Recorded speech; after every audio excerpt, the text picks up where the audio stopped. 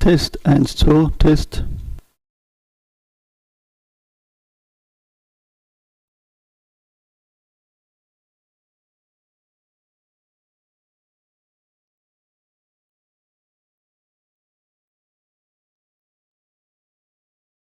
Weil sie Sicherheit geben. Die Sicherheit hat höchste Priorität bei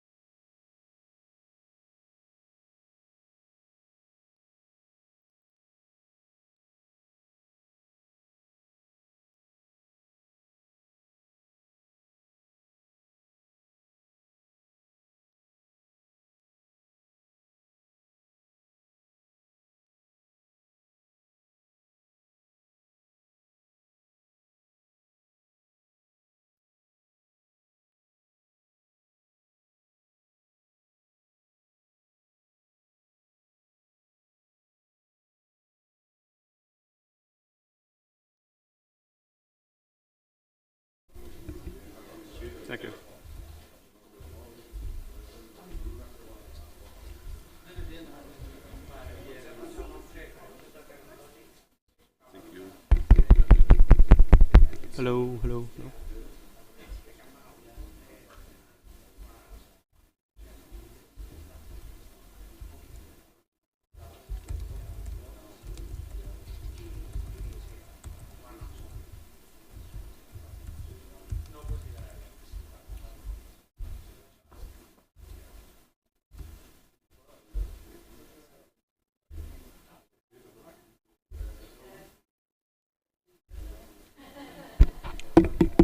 Hello. Hello, good morning, everybody. So we are about to start the proceedings. Please take your seats. Okay.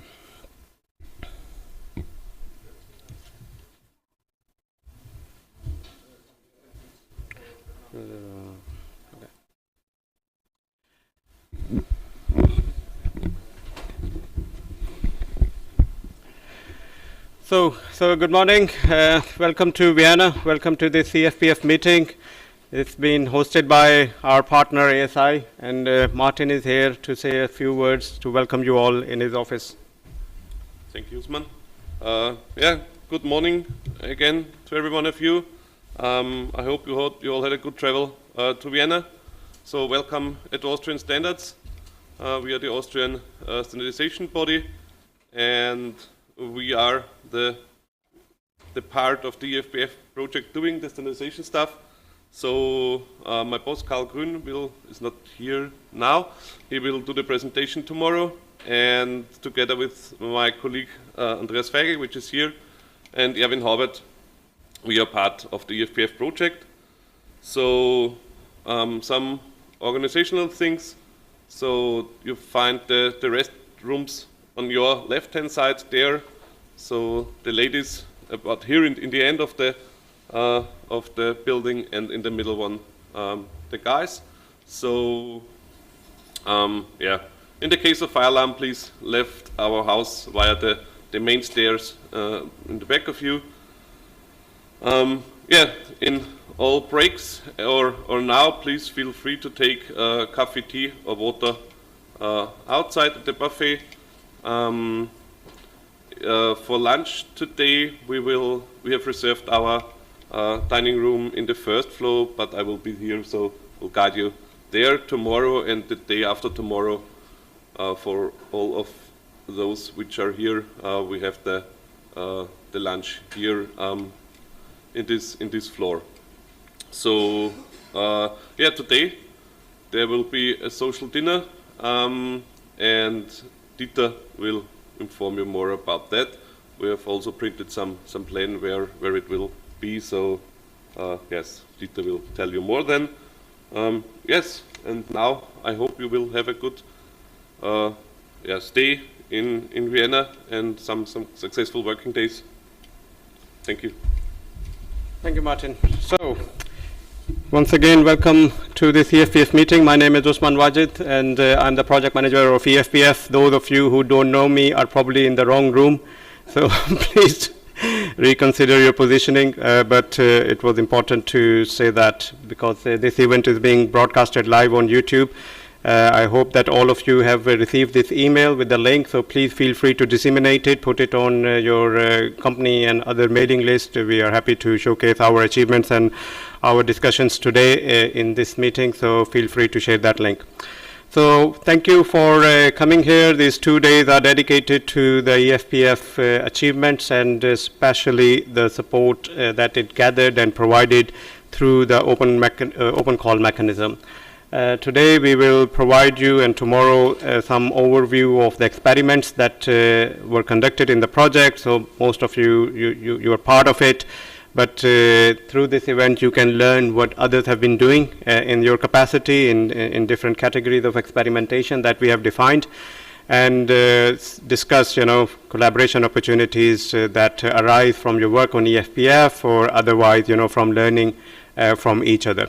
In that, we have embedded some of our own interests there, so we want to promote the new developments and the key achievements of the project. So we will showcase some of the new developments and the maturity levels that we have achieved through the experimentation phase. There will be some presentations from the EFPF partners. So first of all, I would like to briefly introduce you to some of the key people in the room who will be here for 2 days, and maybe you've interacted with them through online channels, but since we are meeting here for the first time, I think I should put names to the faces, allowing you this opportunity to actually discuss things or topics of mutual interest with you, with them, with the key EFPF partners. So together in the room we have Amparo from Edime. She is the coordinator and the financial manager of the project, so she signs your checks, so please be nice to her.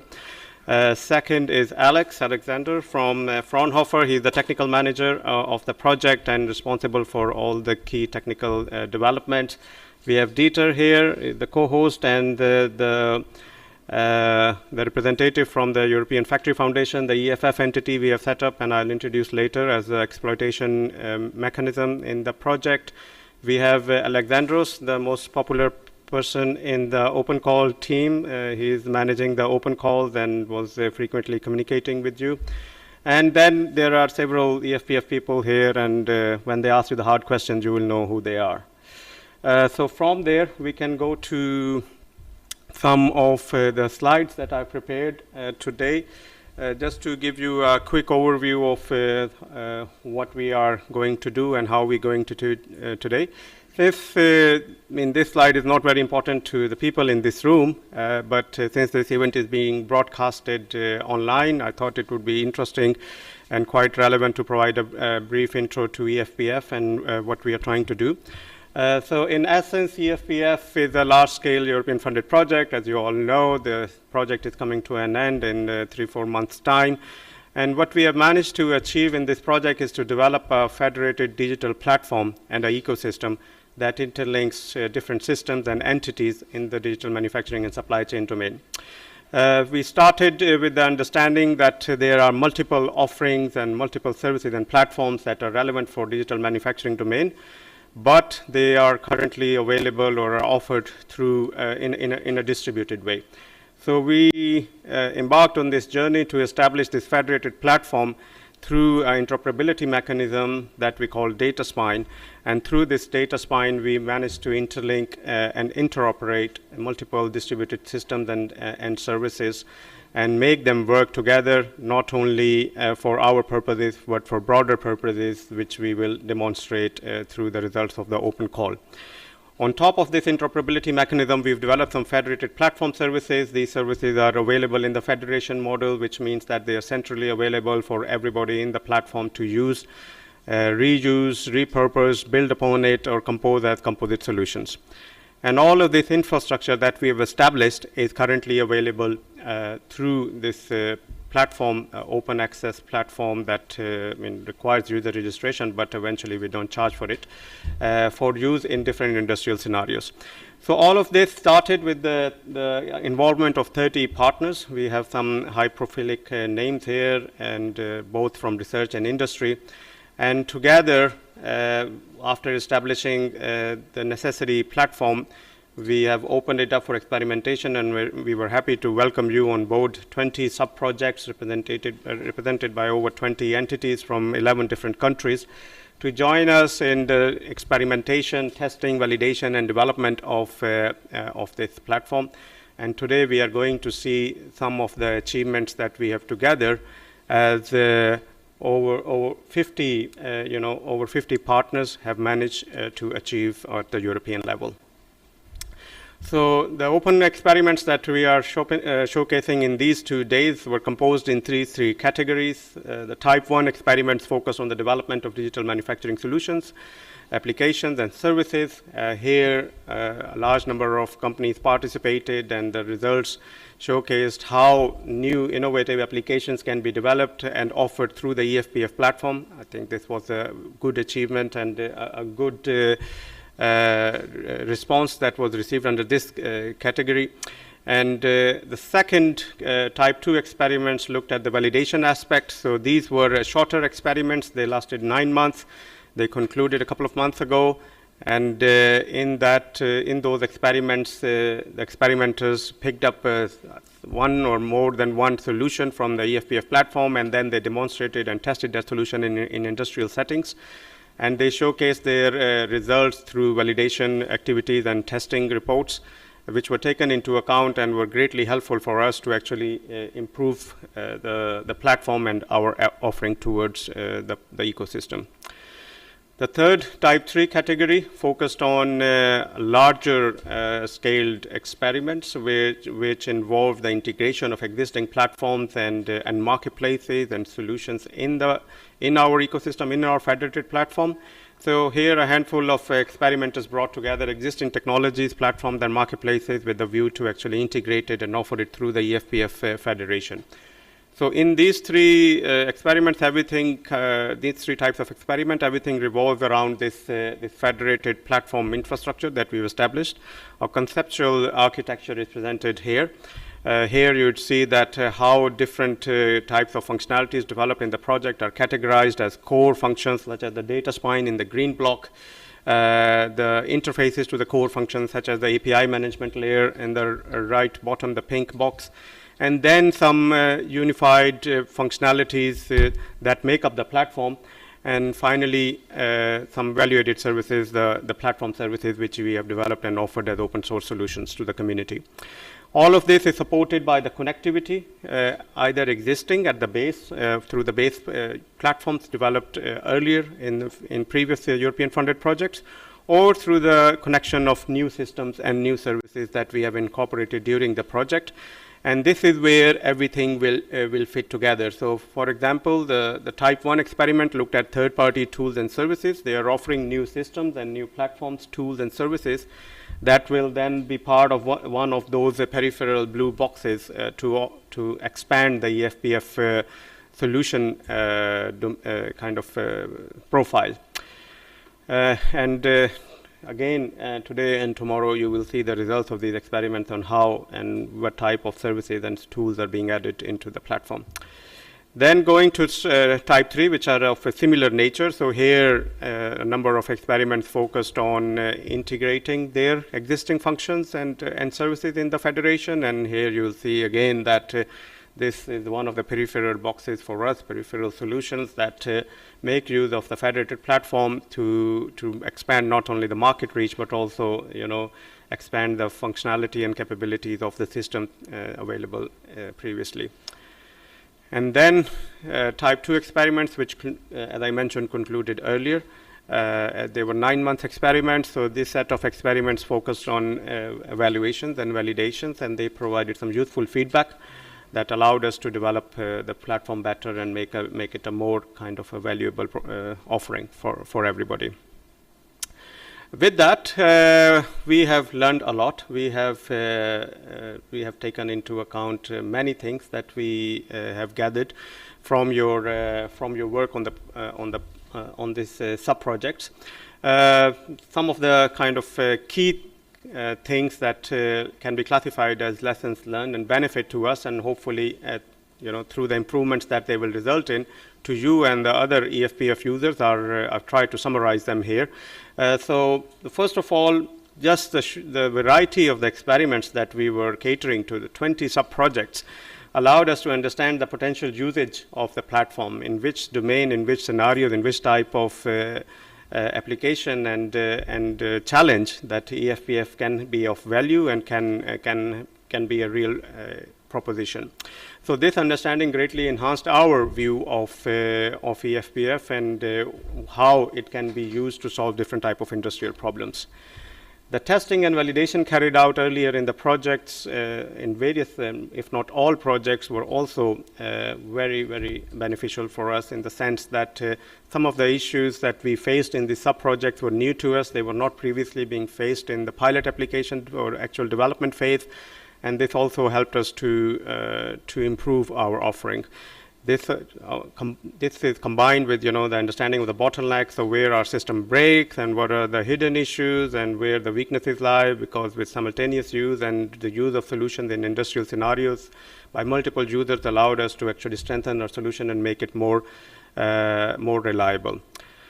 Then all of this was, of course, channeled into the development cycle. So we improved not only the technical solutions, but also the documentations, and some of these improvements will be showcased today on how we have revamped the marketplace, the interface, the access to the marketplace, how we have improved the data spine functionality, made it more simpler and more easier and more descriptive for you in the form of more elaborative documentation. And these are some of the examples of the improvements that we have carried out, and we are happy to share with you today and tomorrow in the EFPF sessions. Also, support, well, we were offering a big platform to a large number of users, so we all were new in that area of support and maintenance, but I think the feedback and the interactions that we gathered in this period were very helpful in trying to understand what type of needs are there for managing and maintaining and offering such a federated platform infrastructure. So of course there were weaknesses identified, and some interactions took place about what is the improvement potential in our support mechanisms.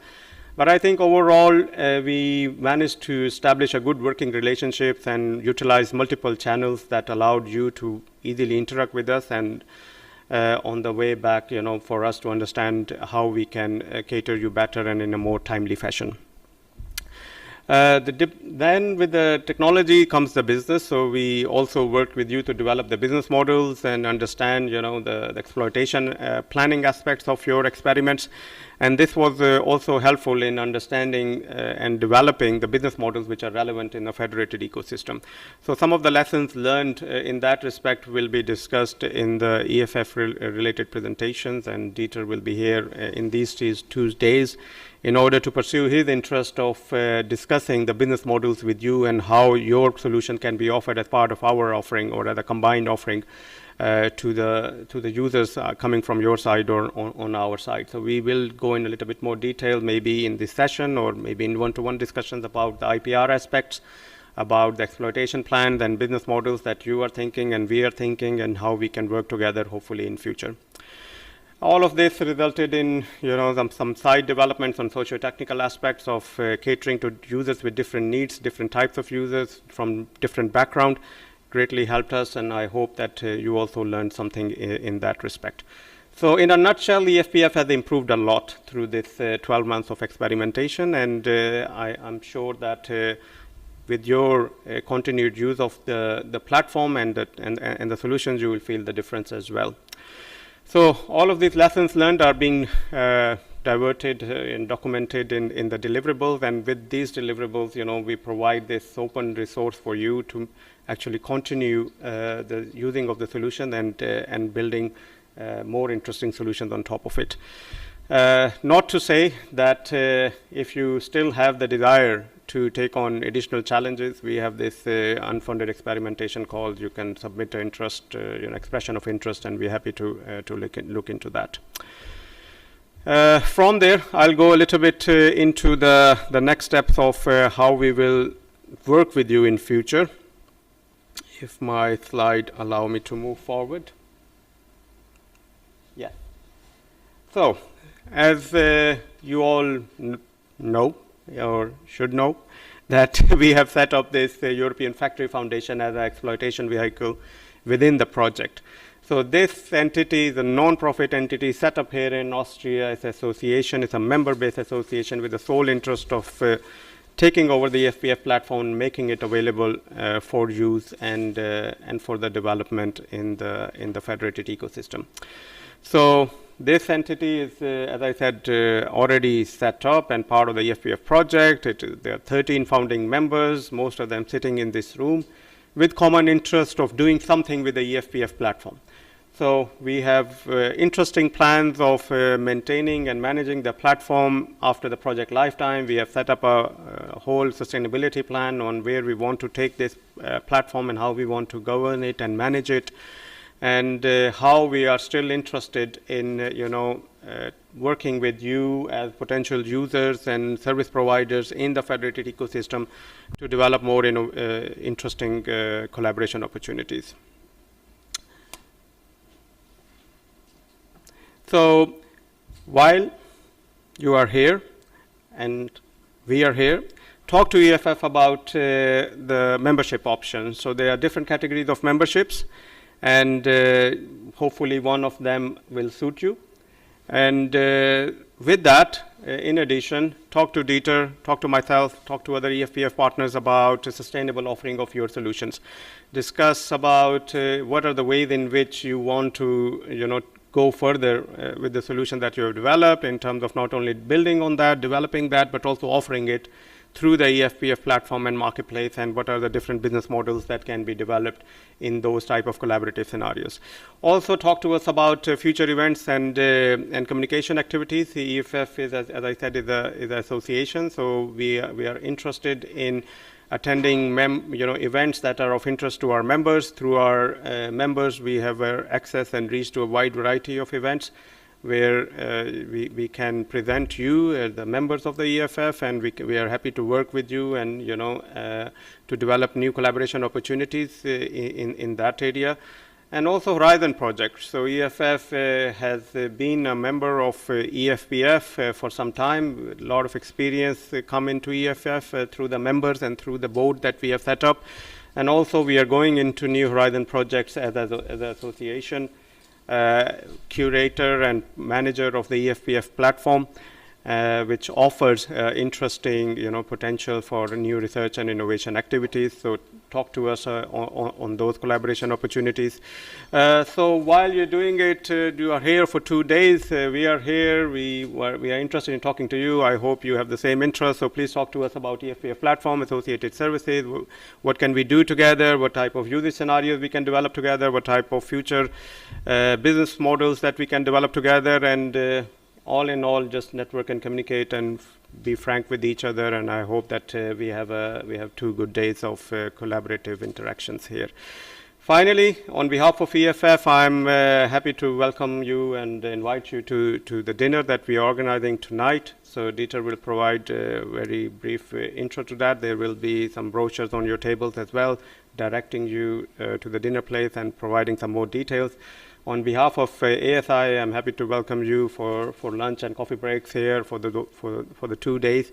I hope that we'll all have a very enjoyable event. The event, as you know, is structured around this agenda. So there are some EFPF pitches, and then there are some open call pitches. All of the open call partners get 15 minutes, so please try to stick with this time. So this includes your presentation and demonstration. So basically you get 15 minutes to present yourself and the solution that you've developed. Every other detail can be discussed when we come to you. So at 3 o'clock and in between in the breaks, we would like you to showcase your solutions. All the open code experimenters, 10 on each day, have been allocated a table in this room, so you can put your computers and laptops, and there is a TV screen if you have something larger to showcase your solution there in the breaks, and especially after the coffee break at 3 o'clock. And this would be an exhibition opportunity for you to showcase your solution and for us to provide you feedback on your experiments based on reading your deliverables and looking at your presentation. We can talk to you, we can discuss those collaboration opportunities, we can network with each other. So from 3 o'clock this would be this type of session, open interaction and exhibition session. And this will be the same for tomorrow as well. So 10 experiments will get the tables today and the stage, and 10 experiments tomorrow. And at the end, we will do a little bit of, to make it a bit more interacting and interesting, we will do a little bit of ranking in these 2 days, and ranking and scoring of experiments just from what you present, what you've done, and we will be sharing those results with you. So just to give you an idea, this sheet is available on all of the tables. So this says concept, implementation, and presentation. So we will rank your experiment in each of these categories. They are like 40%, 40%, 20% marks that we have allocated to these categories. All the EFPF partners will come to you with some stickers, and they will put the stickers in any of these columns based on whatever ranking they have for you. At the end of the day, we'll collect these sheets, we'll rank the experiments, and we'll announce the scores tomorrow in the final session. So that was the introduction to today. I hope you have a good day, and I guess we can now start with the program. If any of you have any questions or queries about the 2 days, please feel free to ask. No? Okay, so we move on straight to the first experiment on the list.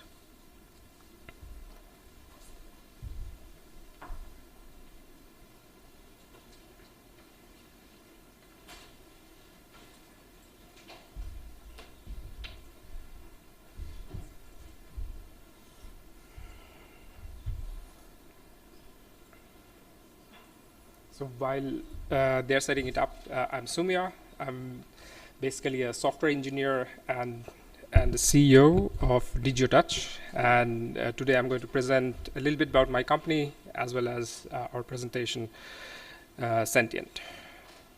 So DigiTouch is basically a deep tech SME, and we are working on the intersection of the next generation technologies and different industry verticals. And our solutions are packaged and offered to our customers through cloud-based secure Paradise platform. So just to give you a little bit background of our company, so we have had our clients from several countries of Europe as well as beyond Europe as well, so US, India, and Malaysia. And we are quite proficient in public funding raising, so we have been able to so far attract a little bit more than 2 million euros. That's how we commercially sustain our operations, and in the end, we are basically commercializing the outcomes of the projects that you will see in this one. Okay, so rest of my presentation is going to be surrounded around Sentient. So let me start with the big idea and the big vision, what we are trying to do in Sentient. So the big idea is that through this project, we would like to revitalize the European manufacturing industry. And we see two main concepts panning around this revitalization. So we want to help European manufacturing industry embrace personalized as well as lot size one manufacturing. So it's a proven fact that when we are able to offer personalized products, so consumers like that, so they become like a repetitive customer of that. And lot size one basically refers to the fact that we have small batch manufacturing rather than asking for tons and tons of stuff, certain things. So lot size one has a lot of benefit for manufacturing companies. For example, they need to operate on a limited set of inventory. So the cost of storage, operations, and a lot of things are quite less. So for SMEs, small companies who are just operating for a few years, so it's basically very, very interesting for them to offer lot size one manufacturing. So these are on the good sides. But if you put personalized manufacturing or lot size one under microscope, so you'd see the other side of the coin. So imagine a company which has got like a order, but it does not have all the material to it to make the manufacturing. So in this case, what they have to do is to set up like an ad hoc network of suppliers and logistics partners. So in one hand, they need to procure the raw materials to manufacture the goods. On the other hand, they need to supply and send it to the customers. So, and if you think that we can always do like a paper contract between all the interested parties, so that's going to take months, and your customer is never going to come back to you because of this timing and all the issues. So one way we are solving this is to create smart contract in near real time that would encompass all these parties into one. So I'll show you later in my presentation. And finally, everybody nowadays wants very easy access through a mobile application, perhaps, easy access to ordering. So when you are ordering, so for example, from Amazon or any other company, so you're basically not able to ask for any type of personalization. But through our system, you'd be able to ask. So it could be like very simple thing like, I want this specific thing in this particular color, or something major that you can input through the application. And of course, secure payment through the application. So that's the overall idea of Sentient. So, and our overall objective is basically to solve this, package everything together and provide it through like an Android application. So in this project, we developed a secure, interoperable, and end-to-end B2B service to realize this lot size one as well as personalized manufacturing. And in the project, we have had 4 specific objectives. The first one is to create the blockchain-powered smart contract. So we were basically creating as well as deploying the contract. So that basically takes out the entire conditions of trading papers for contracts all throughout the stakeholders. Then the second one is to provide everybody with an Android application. So that basically tells you what in real time, it has a holistic view of what is happening with your order. So say you have placed your order, it is confirmed, the contract is created, it's under shipment, this type of things. The third one being developing a SaaS business model, because everything is software as a service in the end nowadays.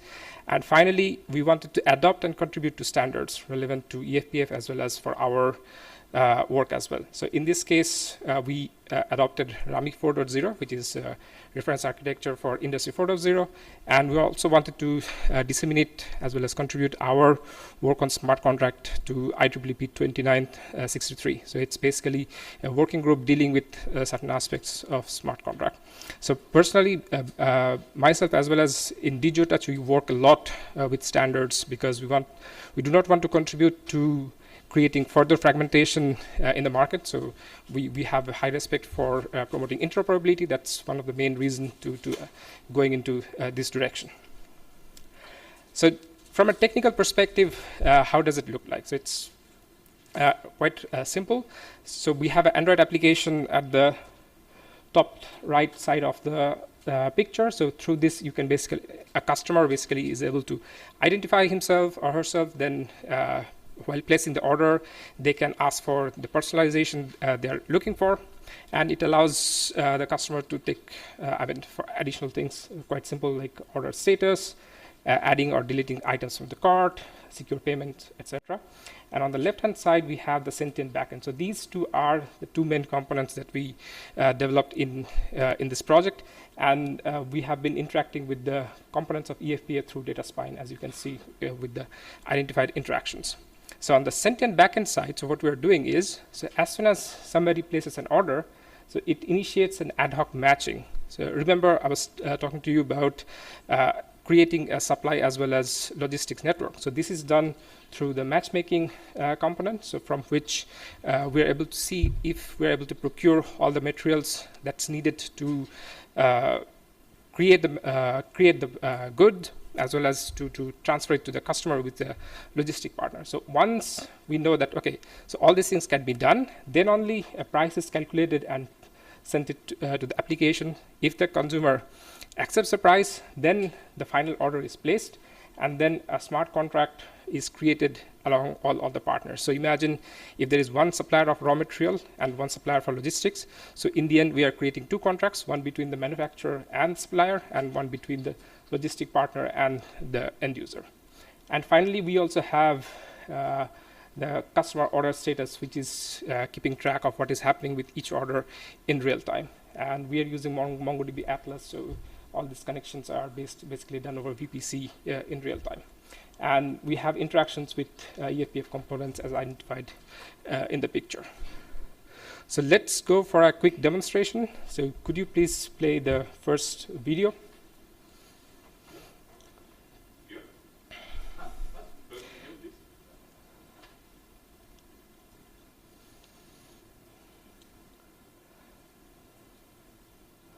Okay, so this is the back end.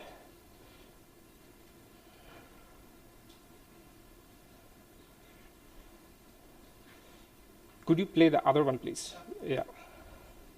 So I'll show you the Android application first and then go into the back end. Yep. So this one, this is our, this is the Android application. So you would see that initially, okay, let's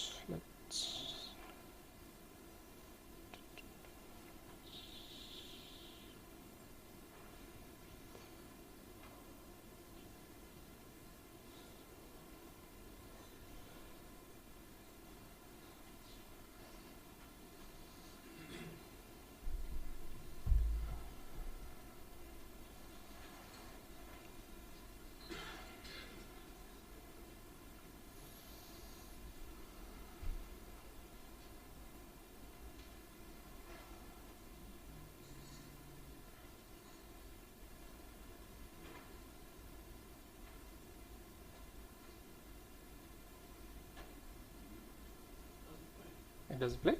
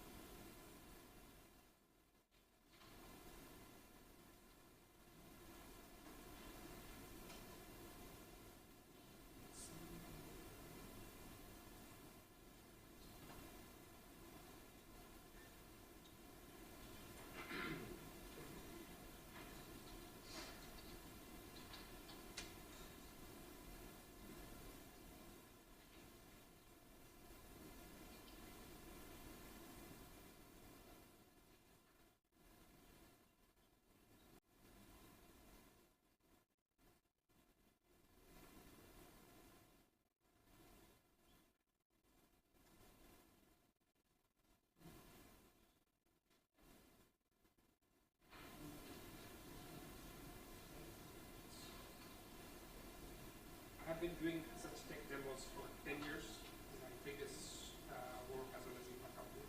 This is one of the reasons I never bring live demo because it never works. I can guarantee, and you can see. Okay. So sorry about the hiccup. So here you can see the Android application. So I'm logging in with my ID password. I'm a cybersecurity engineer, and you would be able to see my password. So I'm really, really ashamed of that.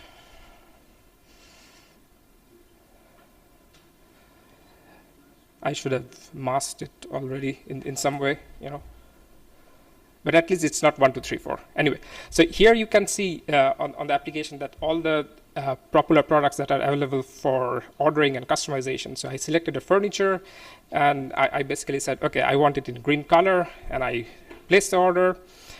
The order was successfully placed. And at this point, a lot of orchestration, very, very technical stuff is happening on the back end that you'll see. So I basically left it here, and once the order price and everything was confirmed, so in the back end, this application got a notification, and then if I open the shopping cart, then you'll see that I'm buying a furniture, its cost, how much it will be, the cost for shipping, so total. And if I press the button to buy, then the order is basically confirmed, and this is basically a Stripe integrations where if I enter in my credit card information, the payment will go through, and you'd be able to purchase. And this is the order status. So it's for a previous order, confirmed by customer, manufacturing completed, contracting, and all those things. So let's go to the second video, please. So you'll see the corresponding backend about this right now. So here, so the counterpart of authentication is happening. So there are like tons of web services that are happening at the same time. So you see like a massive orchestration happening when we started everything from there. So this is the matchmaking part. So we got the access token from EFPF, and then order price was calculated. Then when the customer was agreeing to the order, so this is the smart contract part. This itself is like gigabytes it took. So we spent most of our time creating and deploying the DML-based smart contract. It's basically took quite a lot of time for us, and you'll see that this is not quite real time yet. It takes about a couple of minutes to complete. So this is one point of optimization we have identified when we are productizing the application. And there you go. So the contract is created, and then it is also deployed to EFPF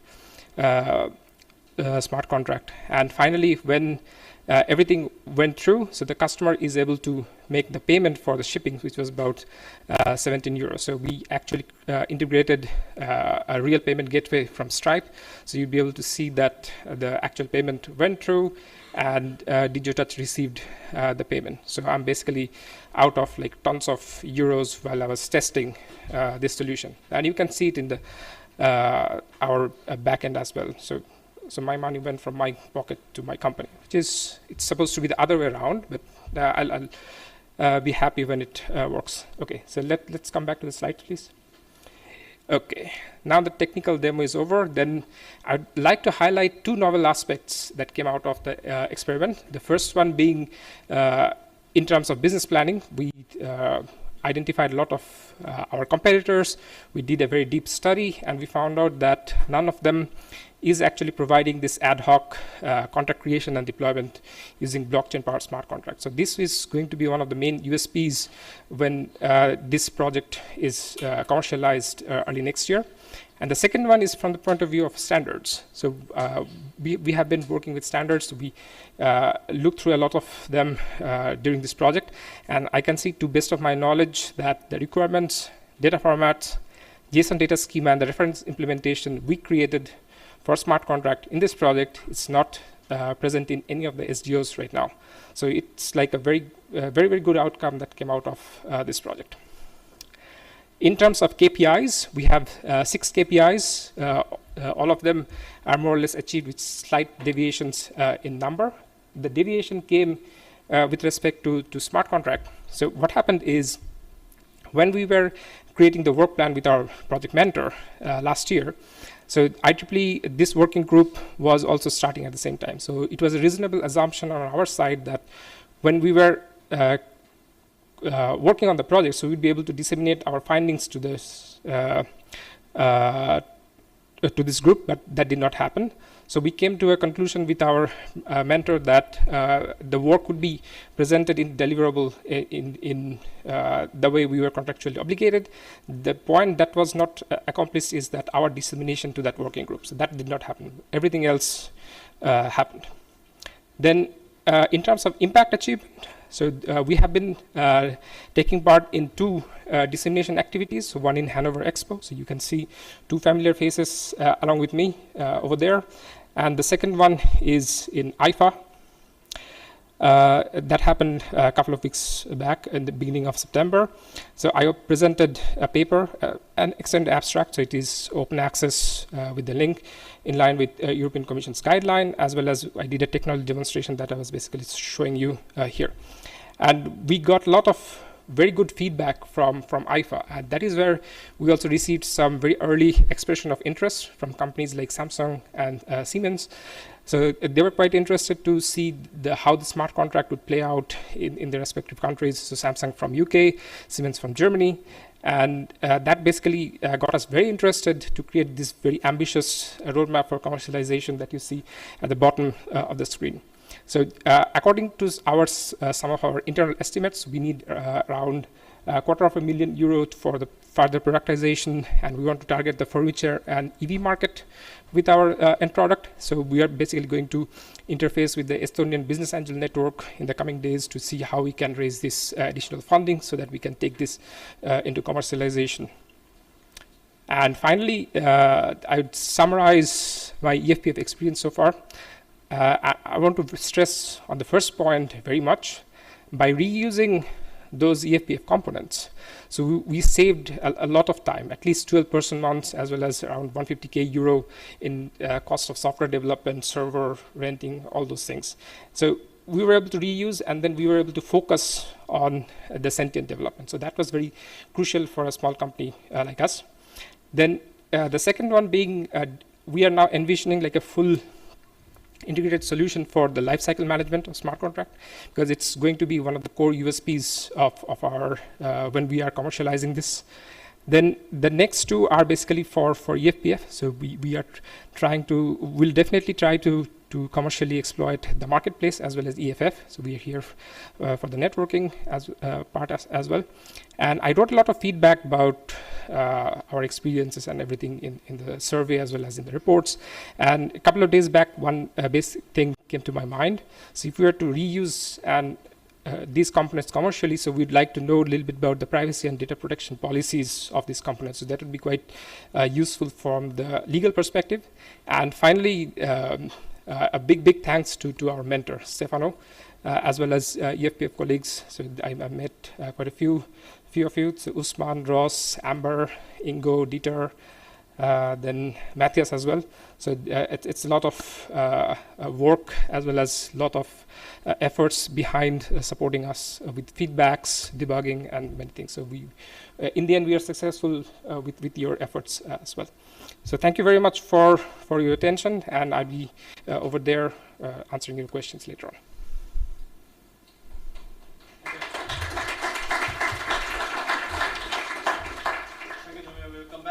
questions because we want to keep up with the time, but very interesting idea.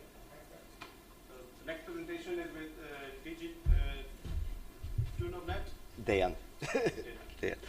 So my name is Dejan Drajic, and my background is telecommunications. I'm senior researcher in DunavNet company, and I will present now what we did in the scope of the project, and the name of the project was Smart Metal.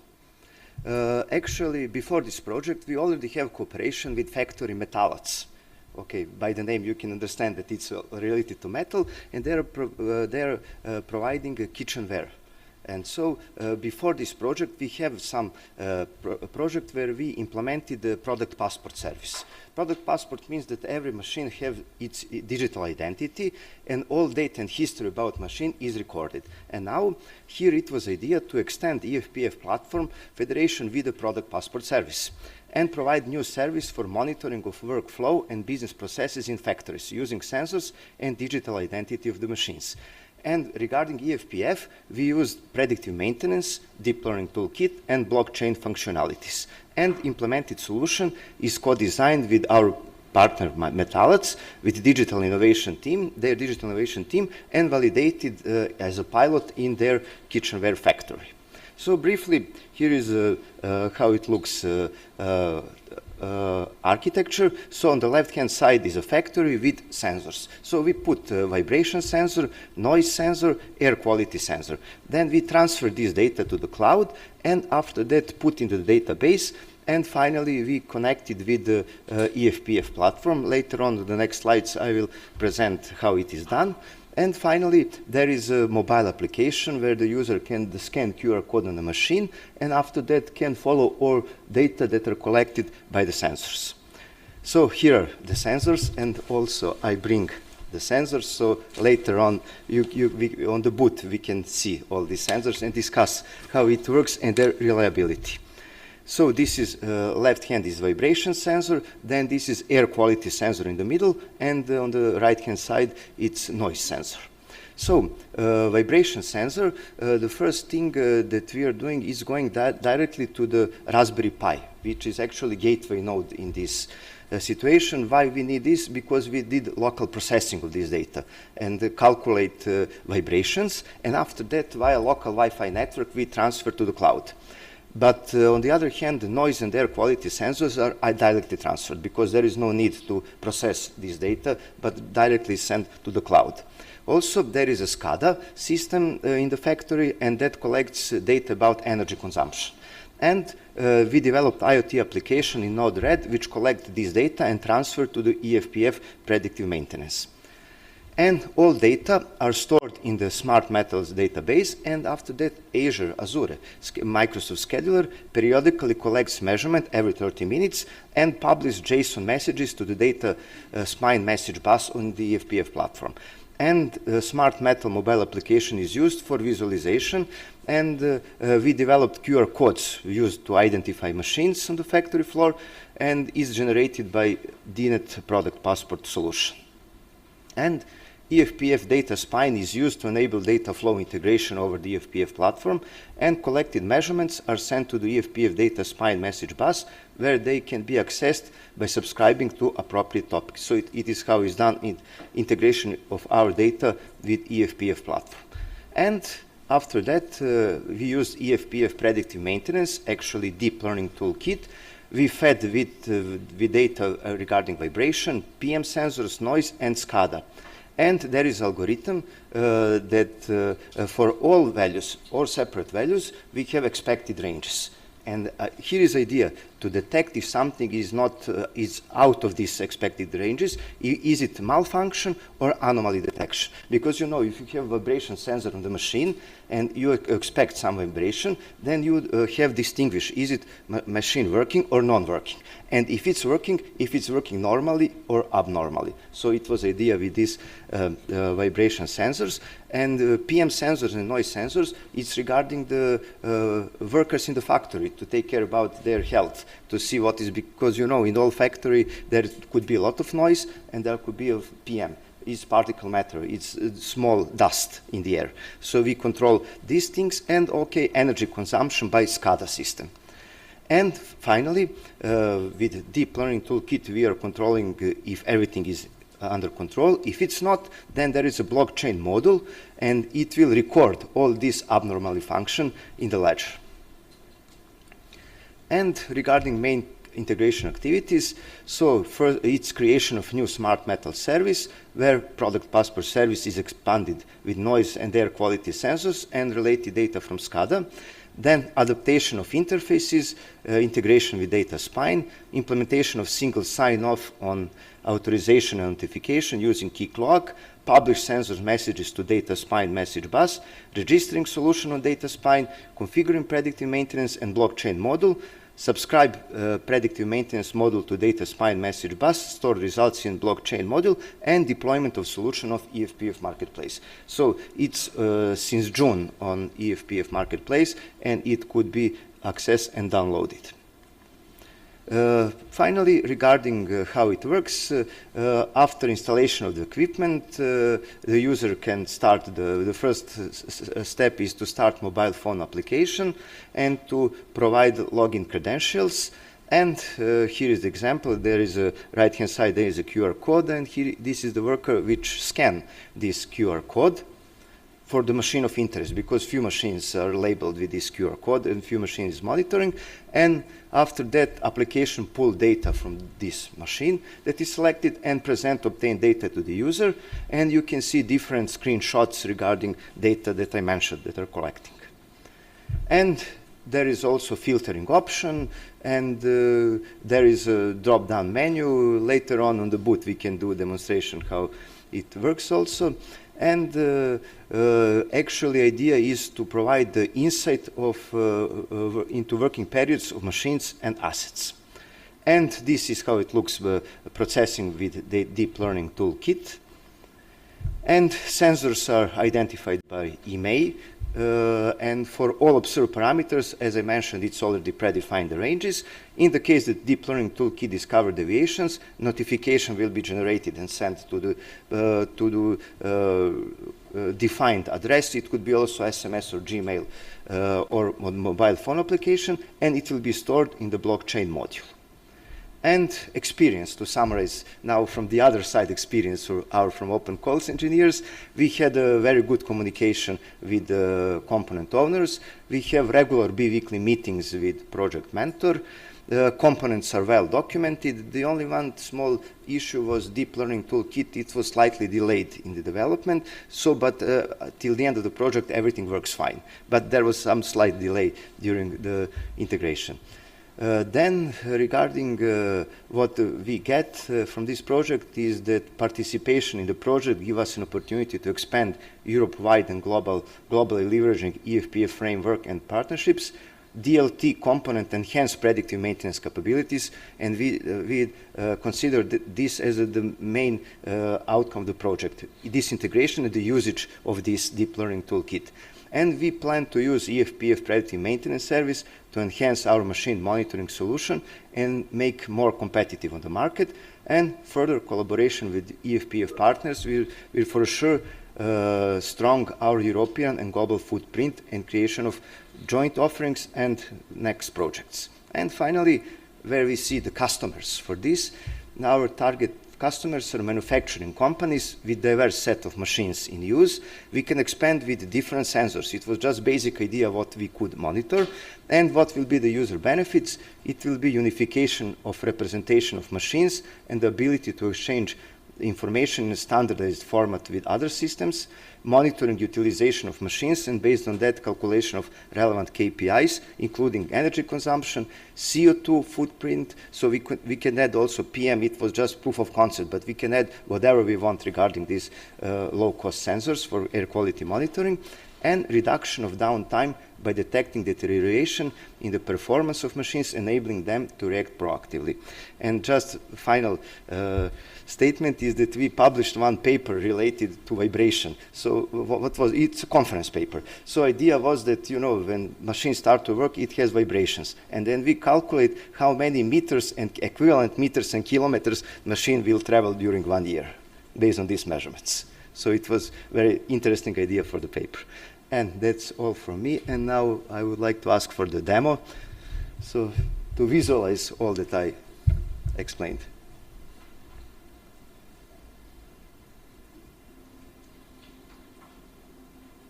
The main objectives are to extend the EFPF platform with the product passport solution and to provide a new service for monitoring selected workflows and business processes in company networks using a set of sensors and unique digital identities of the monitored machines. Measurements from the vibration sensors are collected by the gateway node. The gateway node is responsible for the initial processing of the acquired data and transferring the resulting data Netherlands' Wi-Fi network to cloud, IoT hub. Measurements from the noise and air quality sensors are also transferred to the cloud via Netherlands' Wi-Fi network. The existing SCADA system collects data about energy consumption. An IoT application was developed to collect and transfer this information to the EFPF platform. Smart Metal API collects all measurements from the IoT hub, store data in MSSQL product passport database, and publishes JSON messages with measurements to the EFPF platform that is data spine message bus. Machines are labeled with QR codes which are generated in the product passport solution.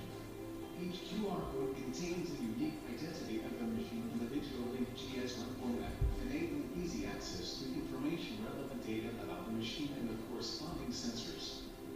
All measurements and insights are accessible and visualized in Smart Metal web application. A mobile app is implemented for data visualization. The main objectives are to extend the EFPF platform with the product passport solution and to provide a new service for monitoring selected workflows and business processes in company Netherlands, using a set of sensors and unique digital identities of the monitored machines. Measurements from the vibration sensors are collected by the gateway node.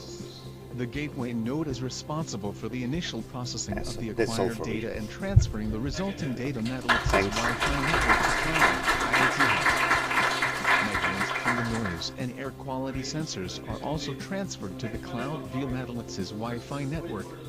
The existing SCADA system collects data about energy consumption. An IoT application was developed to collect and transfer this information to the EFPF platform. Smart Metal API collects all measurements from the IoT hub, store data in MSSQL product passport database and publishes JSON messages with measurements to EFPF platform, that is data spine message bus. Machines are labeled with QR codes which are generated in the product passport solution. Each QR code contains a unique identity of the machine in the digital link GS1 format, enabling easy access to information relevant data about the machine and the corresponding sensors. All measurements and insights are accessible and visualized in Smart Metal web application. A mobile app is implemented for data visualization. After signing in, the QR code scanner becomes active. Scanning a QR code on a machine, the ID of the machine is extracted and the machine monitoring service invoked. An overview of collected vibration, noise, PM and data from the SCADA system is collected, processed and visualized, enabling optimization of the working processes.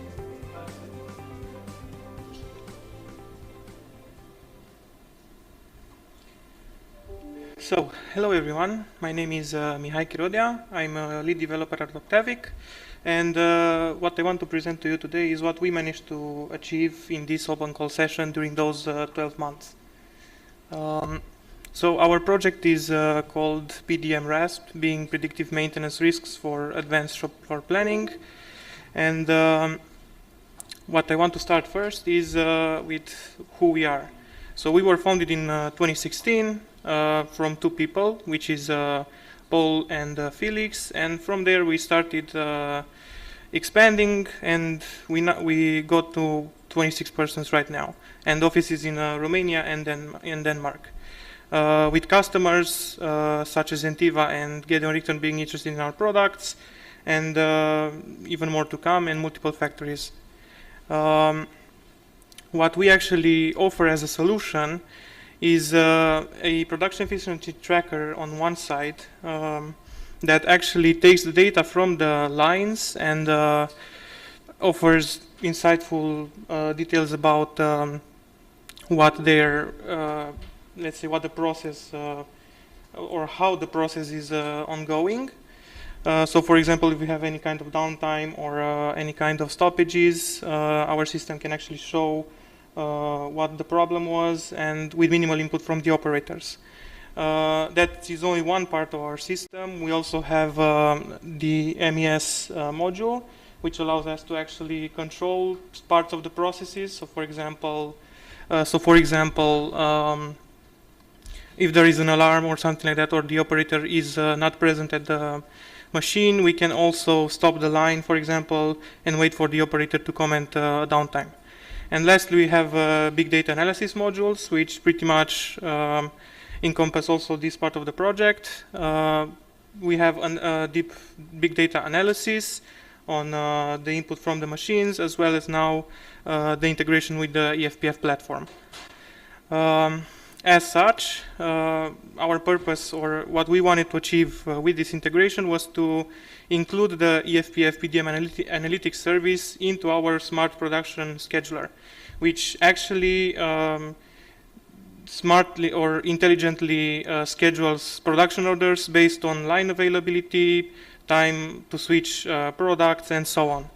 By integrating with the PDM analytics engine, what we would then manage to do is not only react when, let's say, equipment failures happen, but actually preemptively reroute the orders in order to make sure that there is no delay in production.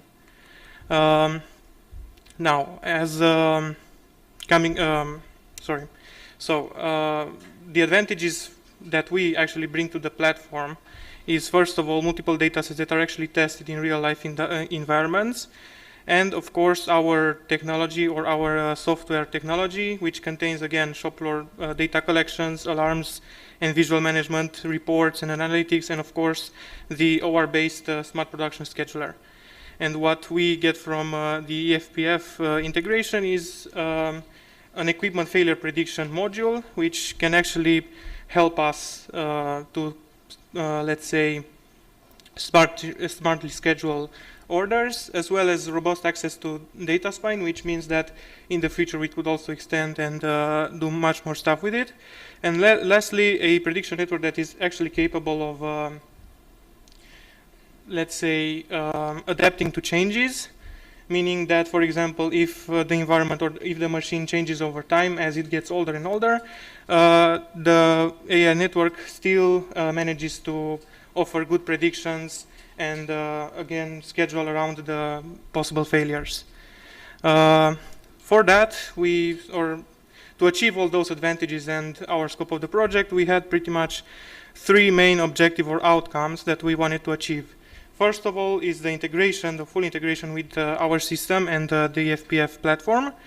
And secondly is the providing of multiple data sets that are actually from our clients, spanning for over more than 1 year. And of course, that are human contextualized, meaning that they are actually readable by humans, not only machines.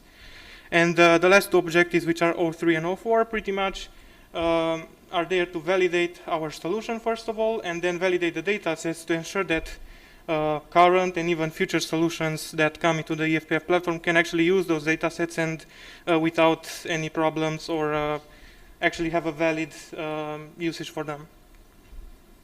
Now, while on the dataset part, it was quite easy, as we only had to talk with our clients and just anonymize their data sets.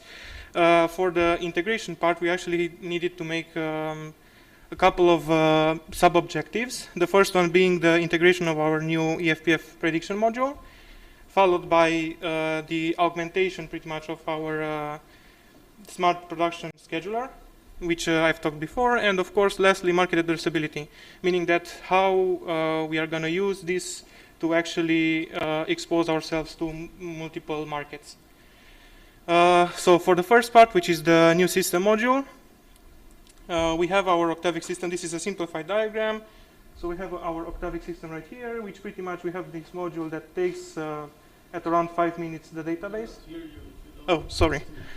So we have this module right here, which is the database, which gets pulled every 5 minutes from our module, and the data is sent over to the deep learning toolkit through the message bus and integration flow engine of the EFPF platform. So pretty much via the MQTT protocol. This is just a simplified version. It's much more complicated in the background, but it should be enough to at least understand what happens in the background. For our smart production scheduler augmentation, we first of all figured out that 70% failure chance is enough of a percentage to make sure that if a failure happens, we should actually do something. So for example, if it's lower than 70%, there is not, if we were to actually change something from the production schedule and it doesn't happen, it impacts the client, which we don't really want that. So this is why 70% was a chosen target for us.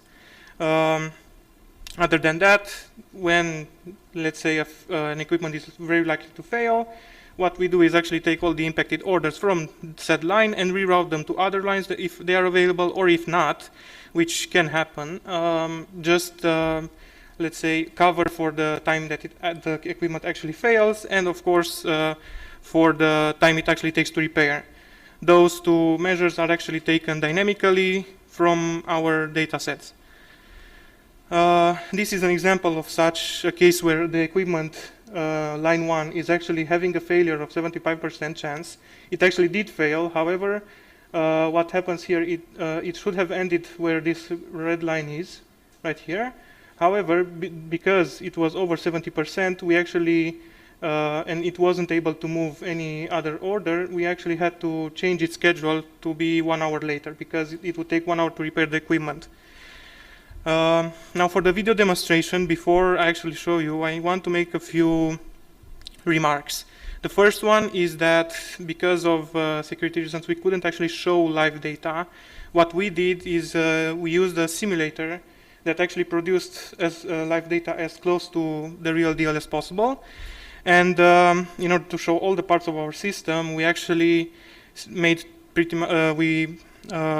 made two different, let's say, we split the video in two different parts. The first one where the equipment is likely to fail, to show how the orders would be moved.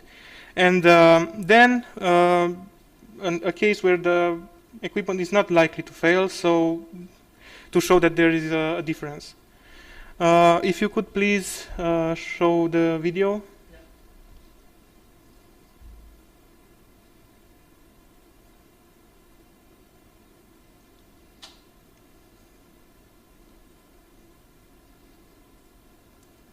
Let's see. This is a usage case for a pharma company. The data is taken from our real client, and we are running a simulator on the background.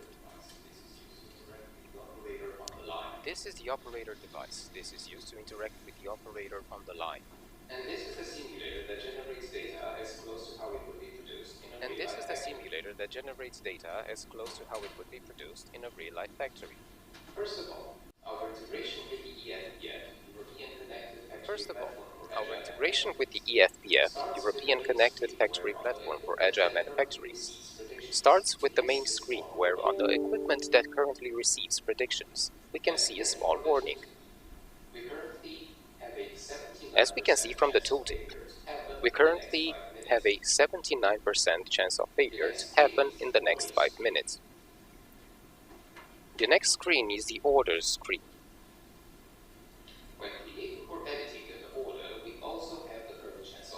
When creating or editing an order, we also have the current chance of failure added to the equipment table. This helps the user decide if the product should run on the equipment with high chance of failure or not. The next screen is the planning screen.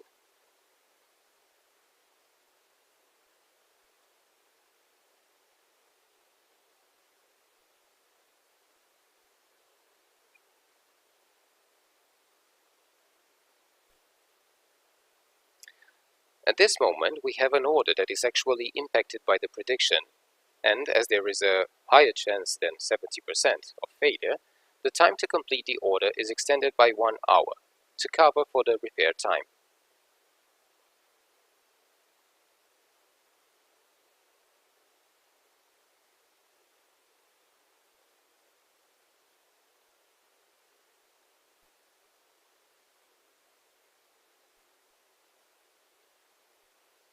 The next screen is the EFPF results. These are the measurements for today that come directly from the Deep Learning Toolkit.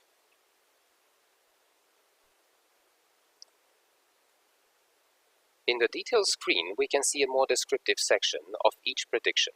We have the equipment name, the time when the prediction was received, and the outcome.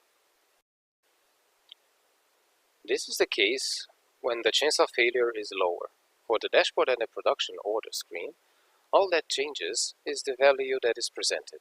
As we can see, now the chance of failure is 48%.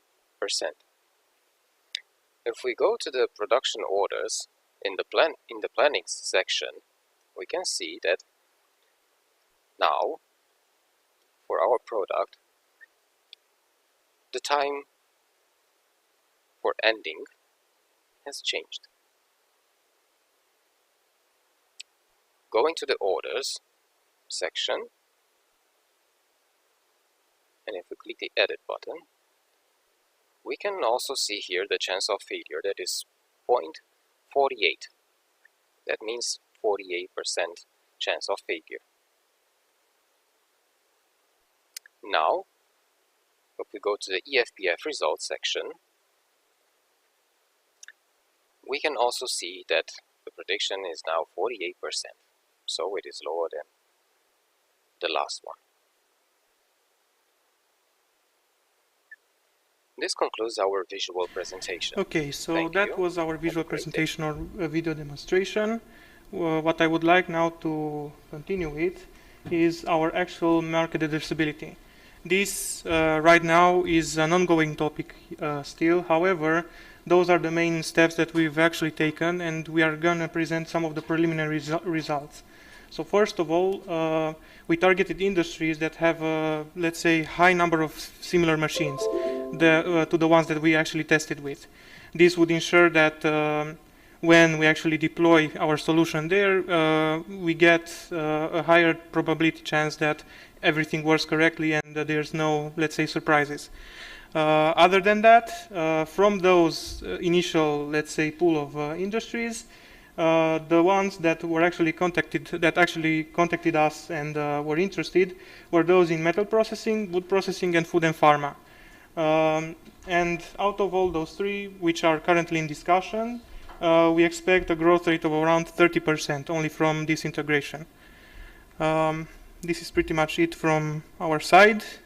Thank you very much for your time and patience.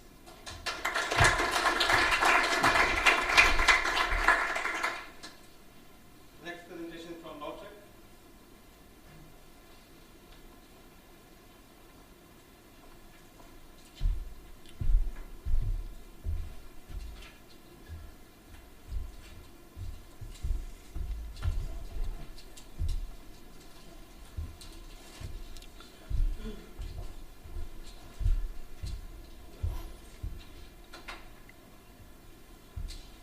Hello, good morning everybody. My name is John, I'm a software engineer in Lortec, and today I'm going to explain how we have developed our OpenCall experiment.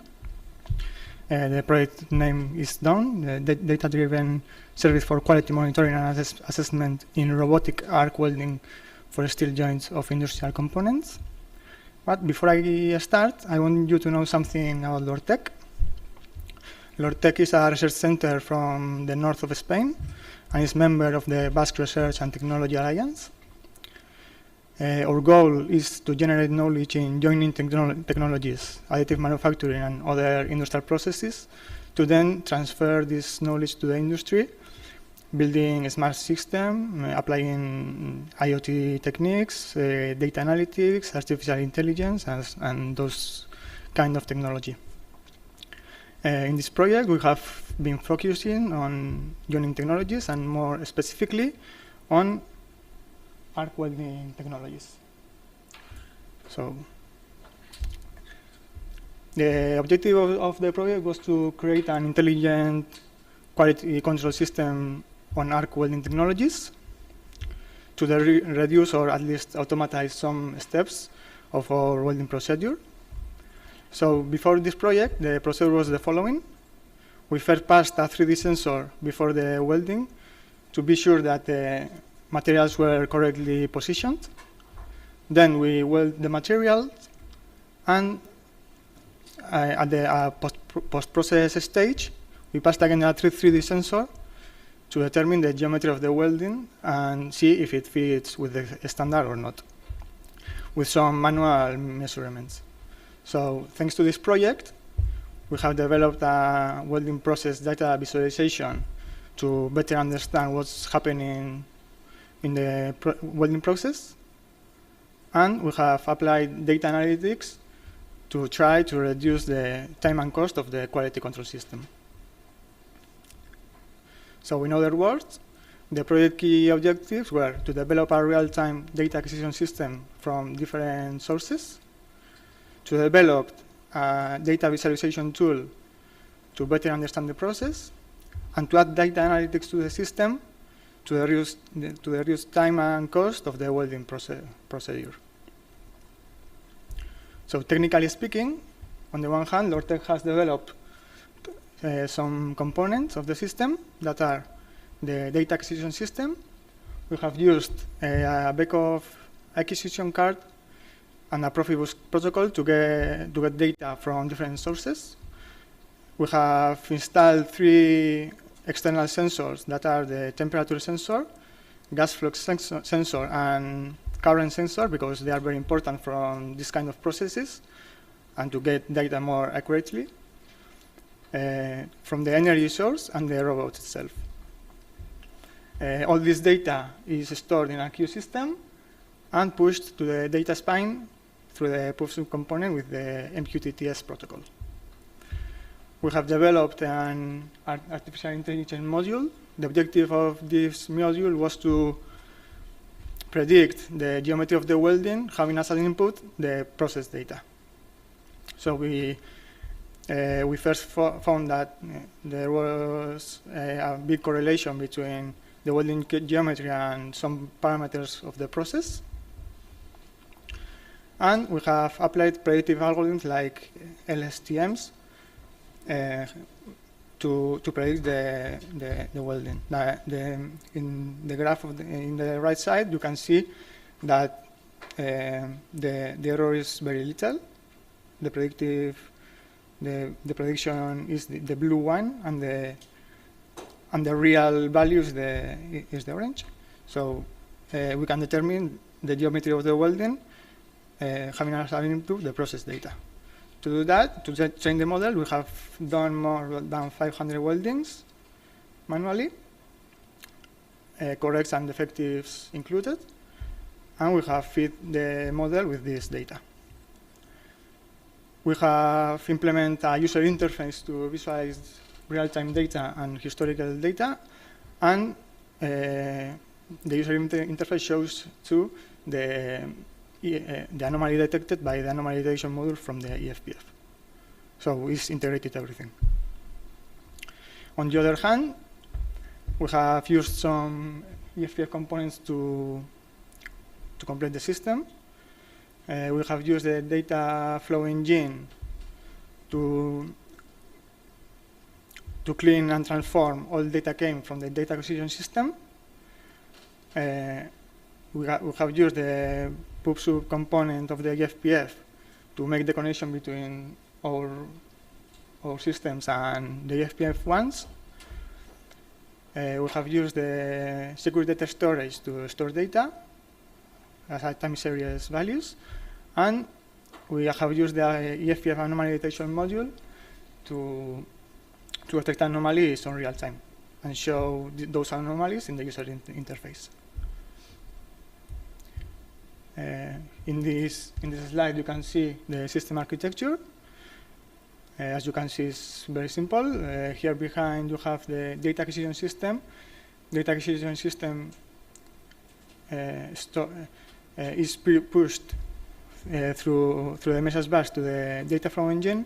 Data flow engine transforms and cleans data, and this new data streaming is used by the EFPF anomaly detection module to detect anomalies, and by the EFPF data storage, secure data storage service to store data. when an anomaly is detected, we have used the message bus so that this component could push through this component the anomaly detected, and the user interface subscribes to the topic created in the pub subcomponent to show the alarms generated. Regarding the KPIs, at the beginning of the project, we consider 4 points to view at the end of it. That were the quality control predictive algorithm must ensure an accuracy higher than 85%. During this month, we have done 100 new weldings, and we have obtained an accuracy of 0.9. In spite of that, we think that we could improve more our algorithm because we had very little samples of defective ones. So we think that we could improve the false negative ratio. The efficient data collection with data frequency of 1 kilohertz. This is possible with the system. We will show you in the exhibition time. And the reduction of manual quality inspection process time by at least 50%. With the predictive algorithm implemented, the goal was to avoid the third step of the post-process stage. And I think we have reached this objective. So, video without mute, with mute, please. Yes, I will explain by myself.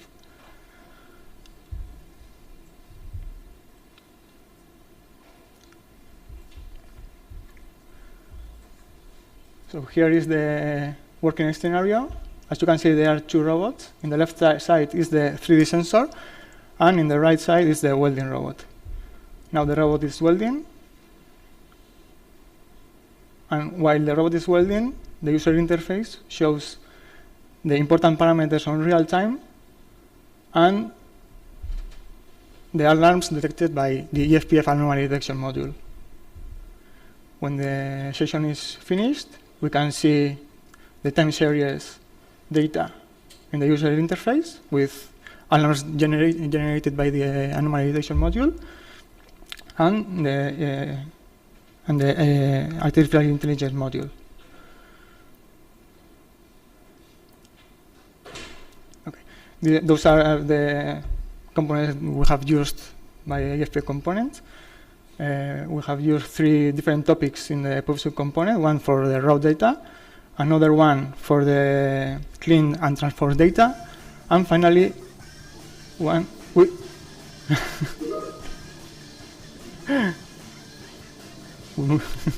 sorry. This is data flow engine. Data is consumed and transformed by this component to then publish again, and this is the anomaly detection module detecting anomalies on real time. With this component, we are using only the most important parameters for the process, and this is the secure data storage service. In the exhibition time, we will present you a more complete video of the demonstrator. Regarding the dissemination results, the first and final demonstration videos have been recorded and shared in our social media. An interview for dissemination purpose has been done during the project. I think the interview is published in the EFPF website. And a press release is going to be published to explain the objectives of this project. And the final demonstration video will be published in YouTube and different social media after this event. Regarding the exploitation plan, components developed by LordTech will be registered for IPR protection. This is in progress now. Some of the developments are already being used in other research projects. So thanks to this project, we have started 2 new research projects. So this is will be a good chance to keep improving the system. And apart from that, we expect to get revenues from licensing this system as a basic or premium access to the platform. Summarizing our EFPF experience, we are very happy with the components we have used. They have been very easy to use them. The documentation was quite clear. And for us, the most important part of the EFPF were the PAF subcomponent and the anomaly detection module, because they are very important modules for our system. The PAF subcomponent is a very important component because it has been very easy to connect our developments with the EFPF ones, and is one thing that we were worried about, but at least it has been very easy to connect them. And the anomaly detection module, because is in this kind of processes, is very important to detect anomalies on real time. We want to thank you to our advisor Mitula and Fortis for the help we have received. And to end with, we plan to some future works regarding to the system. We pretend to extend the AI module to work with more materials, because in this project we have been focusing on carbon and steel materials only. And we are actually adding artificial vision technology to the system to detect superficial errors in the welding, like lack of fusions or pores, using deep learning techniques. And in this case, we are working with images instead of process data. And finally, we want to standardize the data acquisition system to work with more protocols in the market and more policies in the market and reach to more clients. So that's all for me.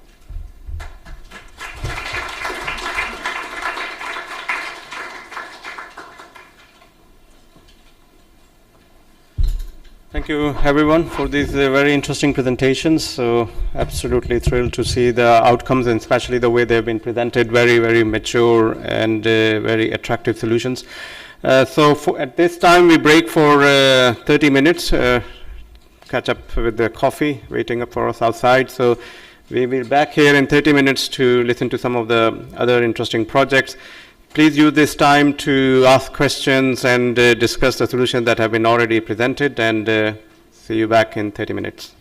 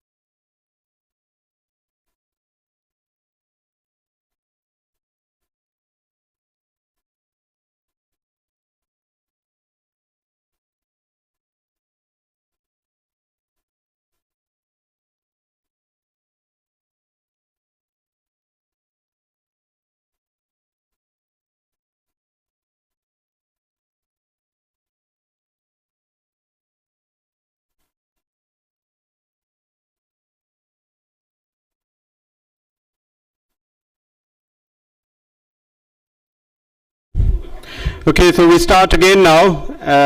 Catch up on where we left on the agenda. So the next slot is again a type 1 experiment from Agility. Oh, okay, I'm looking out. Okay, thank you.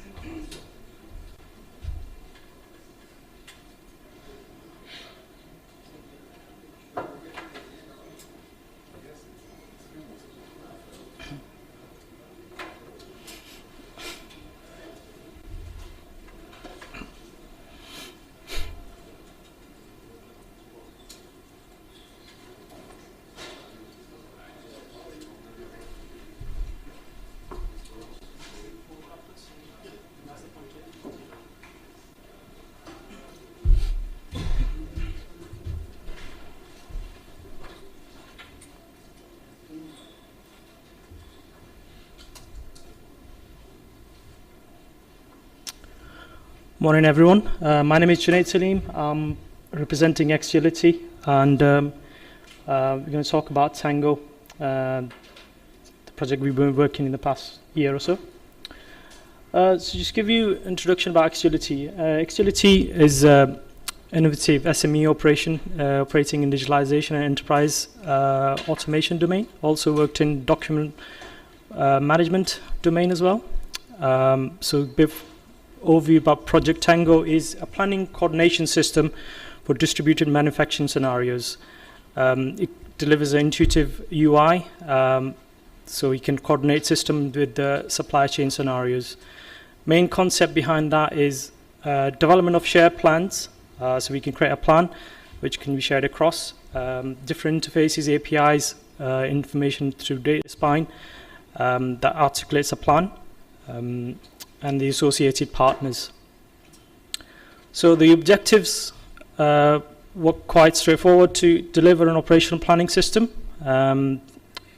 So in supply chain scenario through the involvement of EFPF user partners, to enable companies to design collaborative plans to share real-time status of plan activities, security, privacy, and consistency. So we see a gap in the market where we have enterprise resource planners which are quite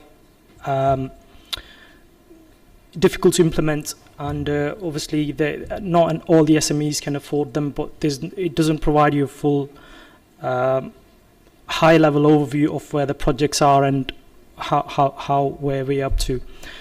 So we have used EFPF for a lot of integration, which saved us a lot of time. Also, the objective involved develop innovative business models that support exploitation of Tango towards different types of users and customers. We target market manufacturing SMEs, but it can be used, the project management scenarios as well if you want to. So what is Tango? Tango is a distributed and operational planning system that connects and synchronizes activities, multiple entities, systems to bring coherence and reliability in collaborative network. Fully functional and is cloud-based and is hosted in the cloud. Just bit of what it looks like. The interface is quite user-friendly. It shows you where your plans are and when where the end is, and how we're going to get to the end. So the key features are to create a plan. So high level, we create a plan, and then within that plan we have different activities, and we can assign these activities to either users, or it could be a system. And the key thing for us is having a time base. We can have an activity, we can assign a time, and as soon as we assign an activity, it prompts an email to that user or a system, so they know what to do with that assignment. And overall, it gives us a real updates of plans, the visibility. If we can see a high level, as you can see from here, we can see high level which each activities are and where they're up to, on how much time left on it, and there's our dependencies, as you can see. So this this dependency, this task can't start without finishing this task. So in real time, we know how far we are with this task, and this task going to start on time or not. Otherwise, the end goal is going to be delayed, for example. So it's integrated with the EFPF portal through SSO, which is saved us a lot of time. Like in the first presentation, they said it saved us a lot of time in terms of developing our own security portal. Would have taken us a long time to develop all that. And then also it gives us a full depth of SMEs that you could utilize this system. In terms of the user base is already there, and we can have other systems we just needs to integrate with us, and they can call the APIs and use the SSO and all the NiFi system and all the workflows that are enabled in EFPF portal. We also use API Security Gateway, Service Registry, and NiFi. So these are the key components that Tango interacts with. As I mentioned, obviously security, it's all single sign-on. So if you're part of EFPF, you can just log into Tango. And it could be a system, or it could be a user, or it could be other third-party systems. All they need to do is integrate with EFPF, create a user there, and they should be able to use our system. It's a high-level creating a plan in our system, so we can assign it to ERP, for example, that uses the gateway to update NiFi system and eventually updating our plan. So it could be a user, or it could be a ERP system, or some backend system which can interact with our Tango system. Here's a high-level plan of how we can update EFPF through EFPF portal our Tango system. So it's the technical side of things are so incoming requests. So for example, you create a task and assign to a ERP system, and it's updating the progress on it. So it will start with sending a request to EFPF system, and then in tangent, what it's going to do is going to get our security token and update our system. So technical achievements, so design, storage, and plans. So we can create multiple plans, and then obviously they are security driven. So each plan could be assigned to 10 people, so only they can see it. Also, plans get these parallel execution plans, so we can create multiple plans, and then they can be assigned to different users. So we can also assign tasks to different partners, and then we have testing and validation of Tango functionality involving more than 4 users. So success rate of integration tests being 100%. We tested it with user scenarios as well as third-party systems, and in the demos I'll show you around how that's being done. So if you can play the demo, please.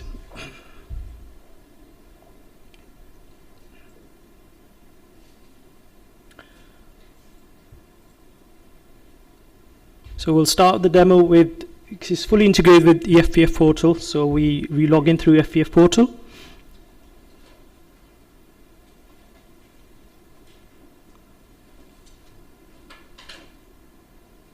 Does it have sound? No, it's fine. Yeah, as you can see in the tool section down below, if you log into EFPF portal, you can log into Tango.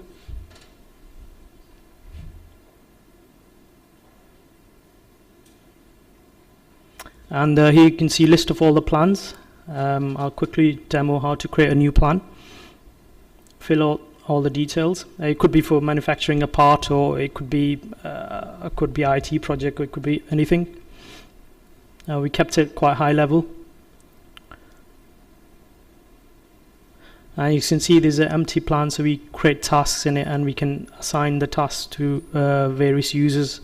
As you can see, these are all the users who logged into Tango system. So as soon as they log into Tango, they'll start appearing in here.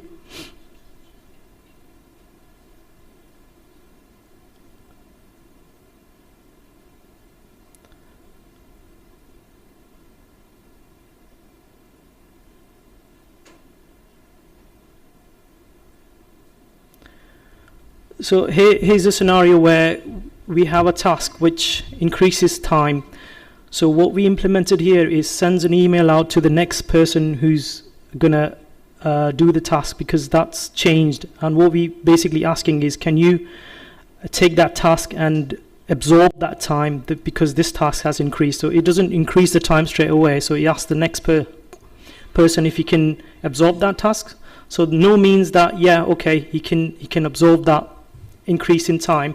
So overall, our project timeline will change because of that. So it lets you, rather than just updating it straight away, it gives you the ability to do that. In the next section, what we're showing is we can assign that task to an ERP system, for example, and that could be automatically update the progress on it. So we're going to use so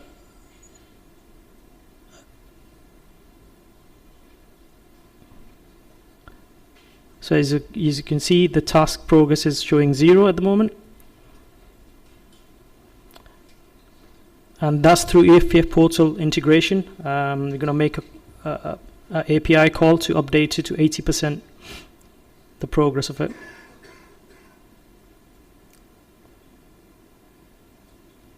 And if you refresh the screen, it will show you that it's been done, and it's done 80% progress.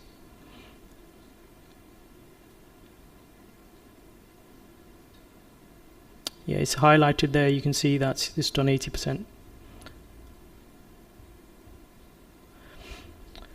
Yeah, that's the end of our demo.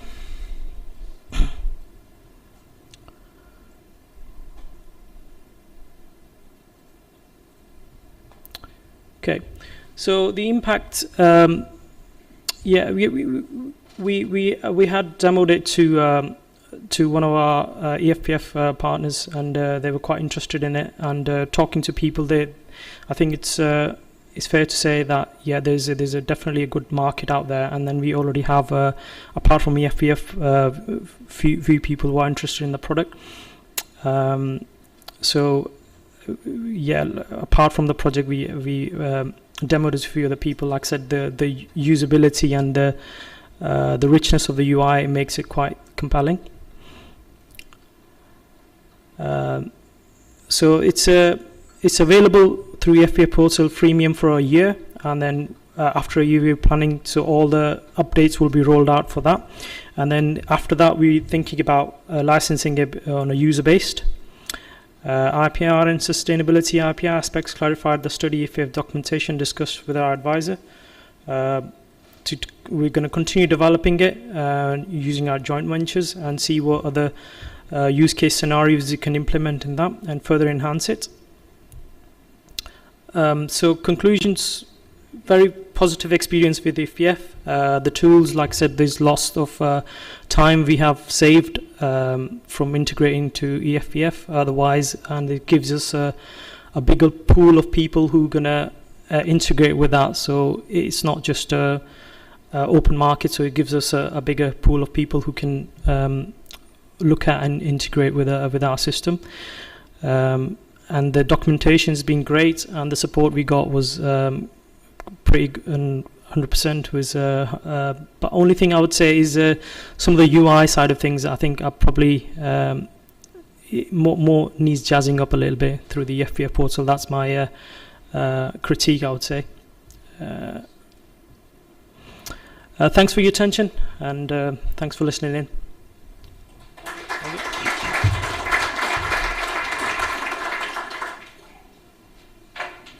So with that, we round up the first stage of the first phase of the open call presentations. And now it's time to introduce some of the EFPF aspects in this day. So we'll hear from Rohit Fraunhofer to a little bit about the data spine and new developments and the new maturity levels we have achieved. Hopefully you learned something new from Rohit, and if not, he's here for the next 2 days and you can discuss further details. So Rohit.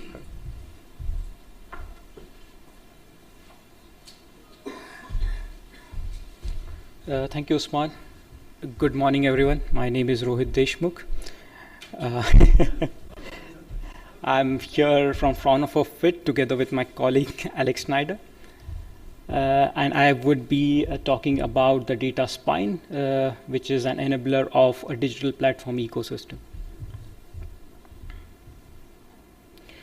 So, well, as you know, IoT is going quite rapidly.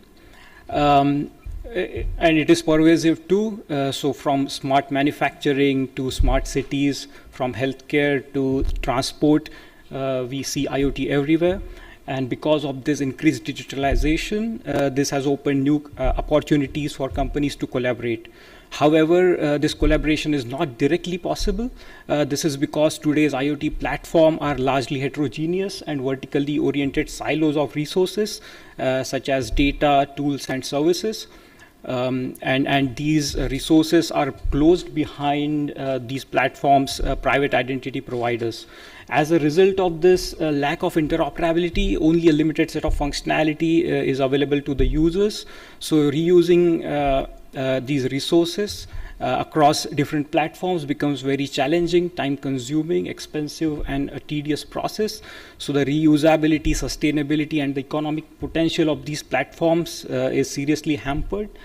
This also bars the entry of SMEs and startups into the mix, which are considered as strong drivers of innovation. And this gives an unfair advantage to big companies, resulting in monopoly power in the IoT market. In EFPF, we are also dealing with something similar. So we had these digital manufacturing platforms, namely Composition, Nimble, Digicore, and VFOS. These are full-fledged digital manufacturing platforms, which were previous European projects. We wanted to federate these platforms together so that the functionality offered by these platforms could be used by the users of any of these platforms.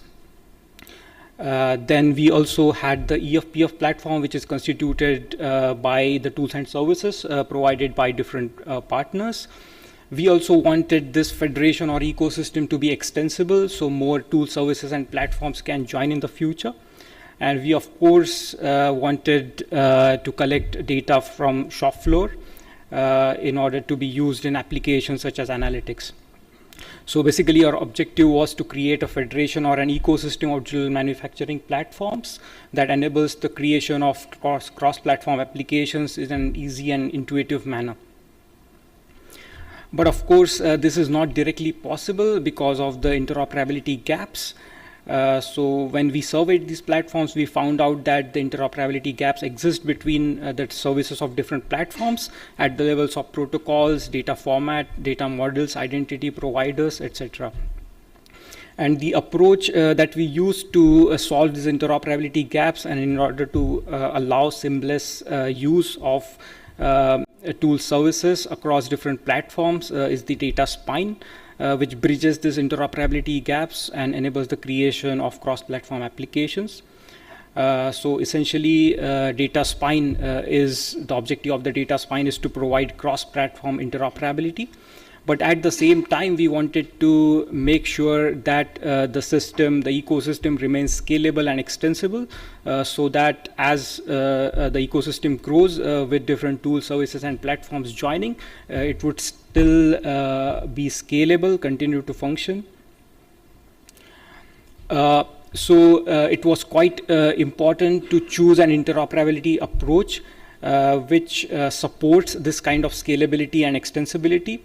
Well, the CEN ISO 11354 Enterprise Interoperability Framework, it defines 3 different approaches to interoperability. One is first is the integrated approach, where a single API or a single data model, executable data model, is used at the ecosystem level in order to support interoperability. However, this approach works for smaller systems. So with the systems as large as EFPF, this approach wouldn't work. Then there is unified approach, where there is a non-executable data model at the metadata level. However, this complex canonical data model becomes more and more complex as new platforms join the ecosystem, and you have to map between their concepts and the concepts of the ecosystem's canonical data model. So this approach wouldn't be scalable as well. Then there is this third approach called federated interoperability approach, where there is no common data model prescribed at the ecosystem level, and therefore the platforms are free to choose whichever data model they find suitable for their applications and evolve independently. But at the same time, interoperability gaps can be bridged with the help of tooling and connections in the form of data flows between different platforms. So we use this federated interoperability approach in order to realize the data spine.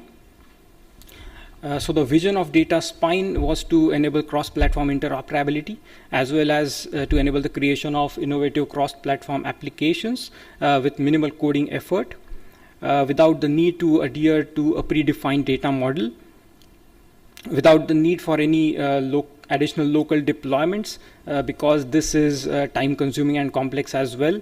Therefore, we made the design decision to make the data spine cloud native, allowing collaboration among different users for the creation of these workflows that enable interoperability, and allowing the distribution of data transformation burden across consumers and developers, so that a single system administrator wouldn't be burdened with this, which would make the system not scalable.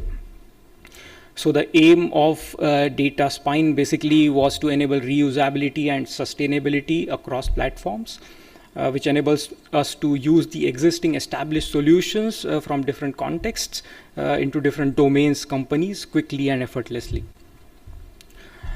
So this is how the data spine creates the ecosystem and enables communication among different tool services and platforms, together with other ecosystem enablers such as the EFPF portal.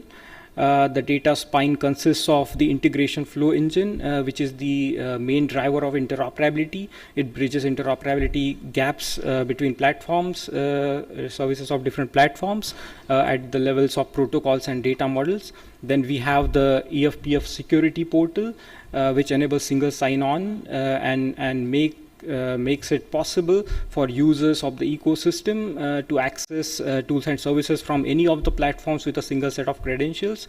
There is, of course, message bus and service registry. Message bus is, of course, to support asynchronous transfer of data, as well as service registry to store the API specifications, and this also ensures the completeness of API specifications and uniformity across them. Going to show you results from surveys that we carried out for data spine usage for EFPF pilots as well as OpenCall. So data spine was extensively used in EFPF pilot scenarios, right from production optimization, predictive maintenance, to bin fill level monitoring, to workplace environment monitoring, and so on. And the ease of use for the data spine was rated between easy to moderate, and we were happy to get similar results from the OpenCall, the data spine survey that was launched for OpenCalls. So here also the data spine usability was rated between easy to moderate. We are making further enhancements to the data spine, so we are at the moment working on creating an unified page for the data spine from where it could be uniformly accessed. This would be integrated in the future with the portal. And if you are interested in knowing more about the data spine, you can check out the EFPF portal. So we have quite extensive documentation, as we also which was referenced in many of the presentations before. Then we have 2 EFPF deliverables across for the data spine, and also there is a journal article on the data spine. So with that, I would like to thank you for your attention, and that's it from the data spine session.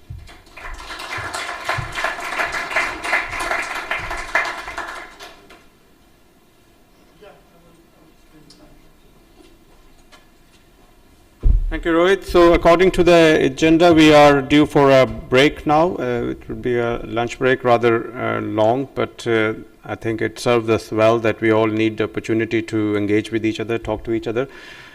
So we'll break away for lunch, but let's also use this opportunity to talk, to like-minded people in Open Call Experimenter, the EFPF people. As I introduced earlier, they are key people from EFPF project in the room. So please use this opportunity to engage with them. Based on this excellent presentation from Rohit, I just wanted to ask if any of you have any questions on Data Spine or the overall platform. Anything that you'd like to further explore or comment based on the work that you've done or maybe are planning to do? Are there any general questions? Okay, so everybody seems satisfied. That's why I call this presentation excellent. So, okay, so let's break up for lunch. Let's use this opportunity to know each other a little bit more, and we'll start with the next round of open call experiments after the lunch break. Please, the experimenters, especially those who are exhibiting today, if you are free from lunch and other kind of discussions, use the places given to you to set up your computers, so we can come and talk to you and use this time more constructively. Thank you. And to the mistake before, the lunch break will be in the second floor, not on this first floor. So I will show you the direction. So when? Now, if you want. Okay. So, but you can generally describe for people who want to stay here. Or only upstairs in the second floor, and then you will find a double door on the front side of the building, and then go right until the end.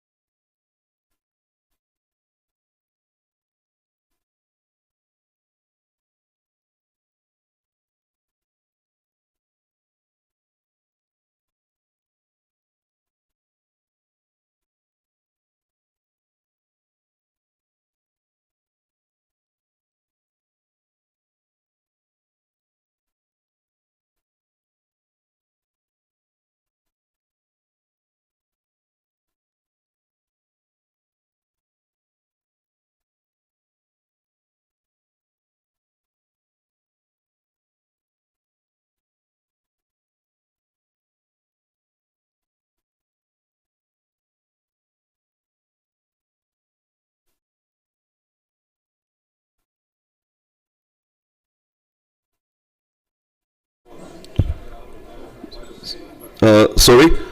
the lunch will start at 12 in the second floor, so they are strict on time. Unfortunately, you have to have a further cup of coffee. So, yeah, we met at 12 in the second floor.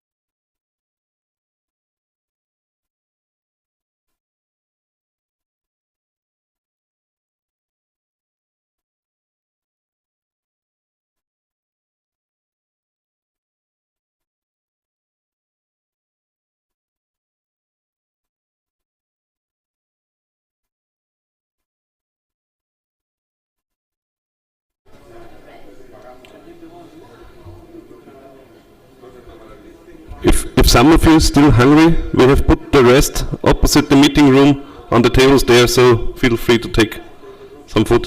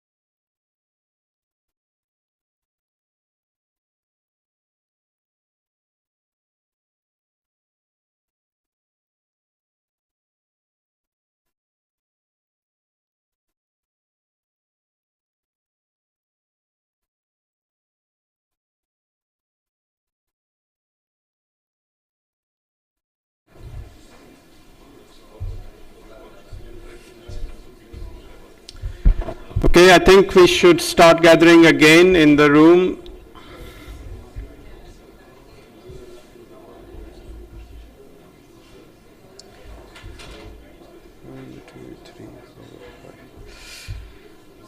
So in this session, we have a round of 5 presentations from, again, the open calls. And after that, there is a presentation from EFPF on the exploitation and sustainability aspects, where we would like to tell you a little bit more about how we are planning to keep the platform alive and how we are interested in developing business models around the platform and getting you engaged in these type of activities. So let's start from the open call. So the first in the list is the e-business experts, type 3 experiment.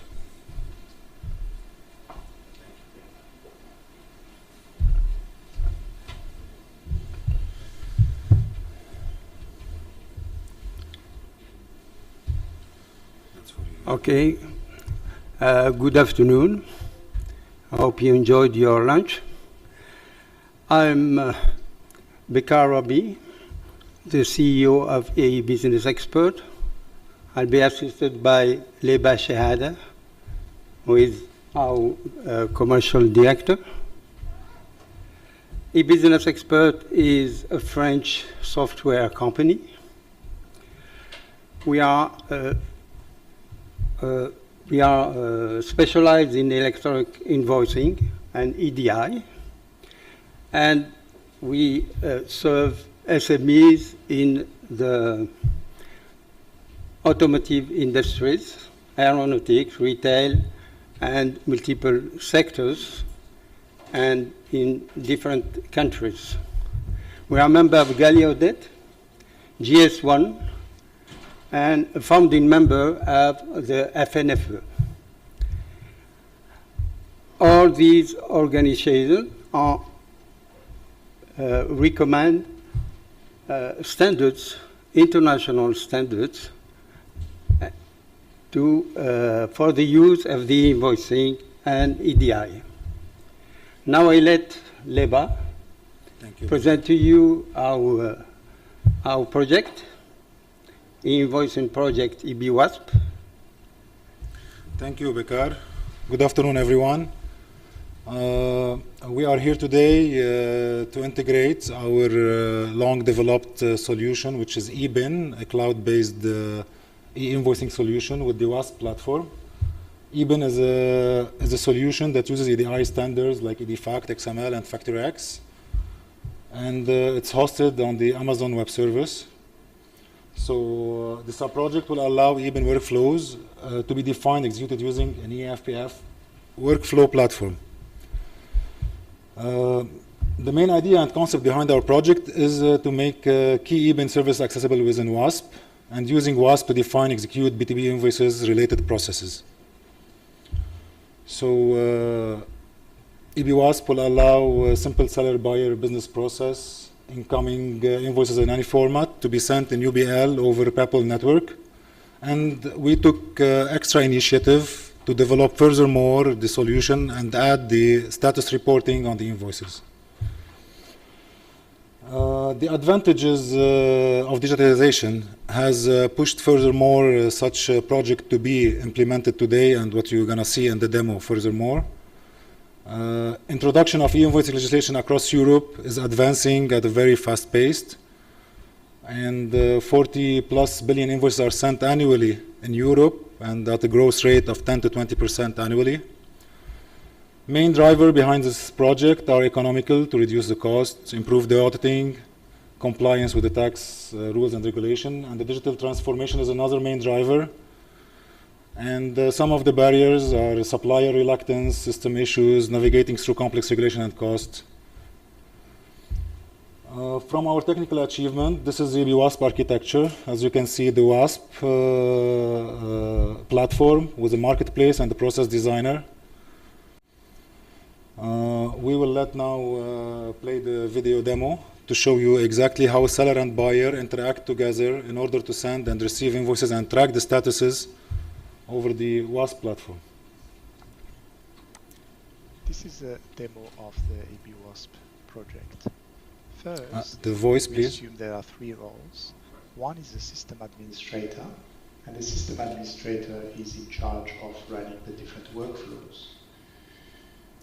In this case, there are many workflows, but 2 workflows are of interest to us. One is called EBWASP receive and one invoice, and the other one is called EBWASP send invoice.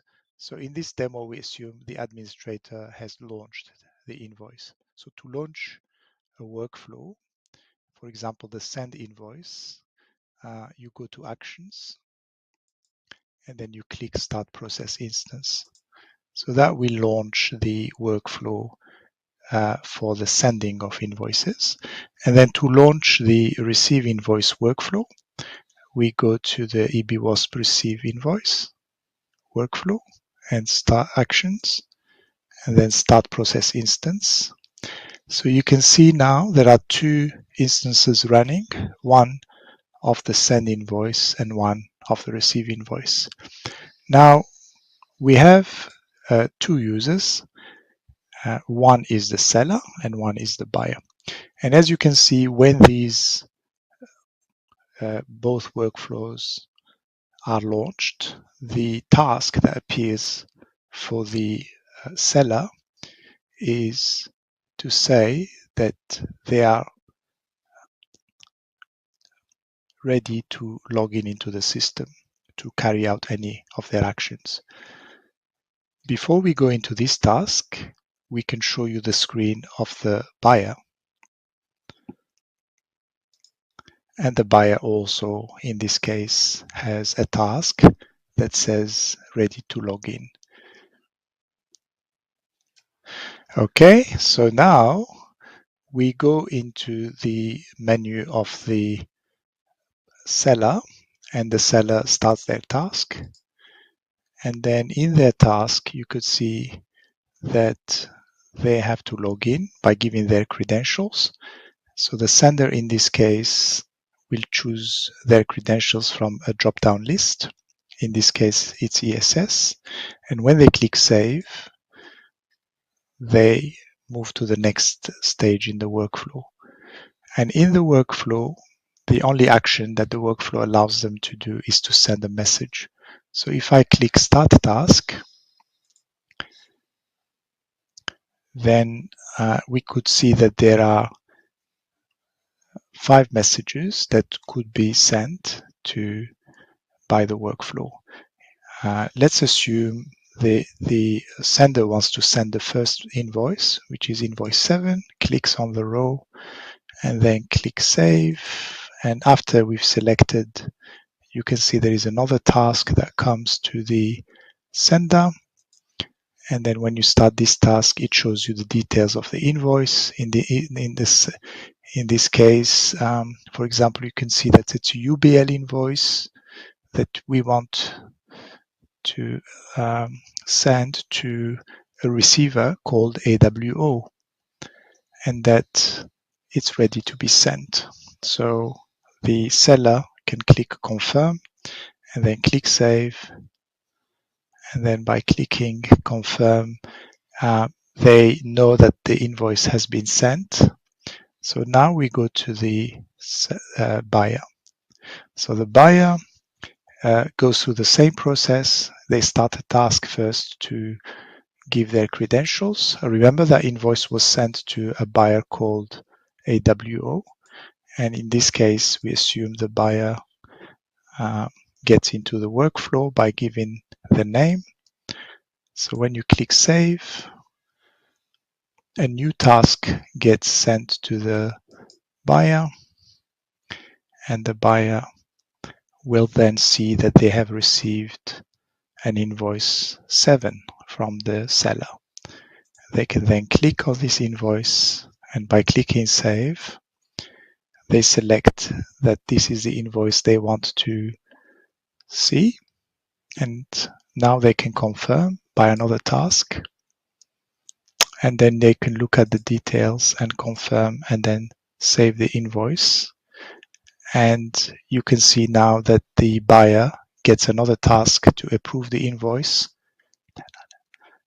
But if you go back to the sender, who's the seller, you could see that the last status they had was that it was sent. If they start this task and they do a refresh, the status will have changed, that the invoice has been received by the buyer. So far, that's what the seller gets notified about. Before we move on to the actions of the seller, the administrator has a dashboard where they can see the progress of the workflow. So in this case, the workflow that we have executed is the sender workflow. And you can see that it went through selecting the sender, selecting which message to send, and after that confirming which message has been sent. And the notification has been that the receiver has received the message. Now, let's go back to the buyer, and the buyer is in the stage of approving the invoice. So in this case, the buyer starts a task, then looks at the content of the invoice and decides to approve the invoice. And after it has approved the invoice, you could see that there is another task to pay the invoice. On the buyer side, it's not the same people that have to do the invoice buying and approving. It could be different people in different departments, but in this case, it's the same person that has to do it.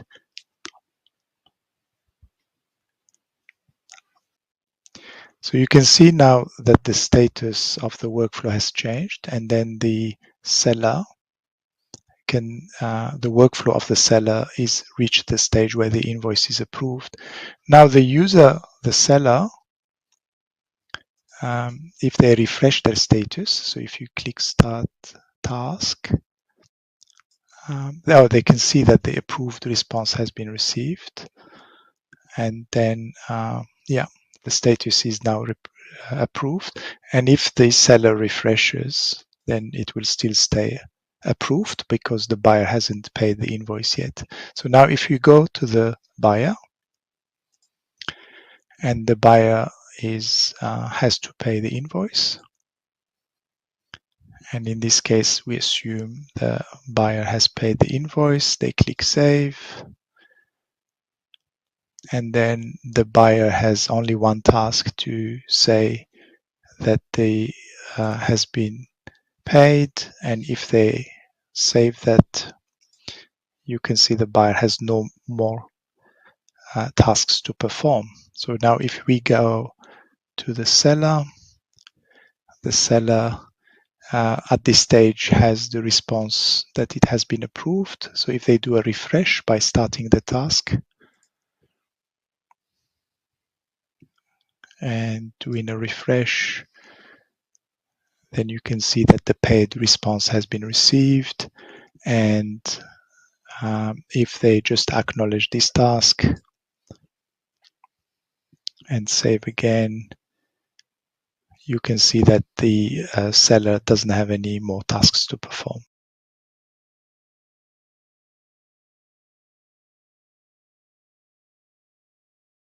We have, of course, limited because of limited time of the presentation. We have done simple tasks, which is send and receive, with tracking of some statuses. But of course, the solution can provide much more functionalities. And also, as you can see from the deliverables, we were able to send and receive an invoice over PEPL. And in the background, our APIs have done a lot of work, which is like convert the invoice to UBL format, validate it, send the invoice to PEPL, check and change the statuses.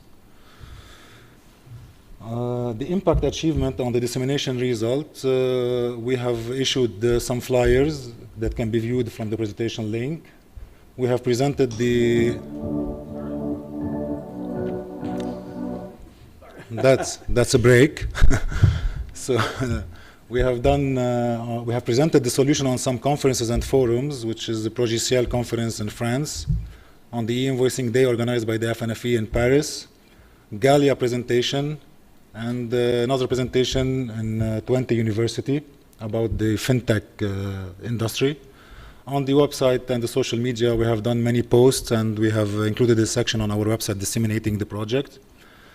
And some upcoming events to disseminate our project is the e-invoicing day in Paris that will be held on 14th of March, and EFPF will publish the interview video on their website and on their social media.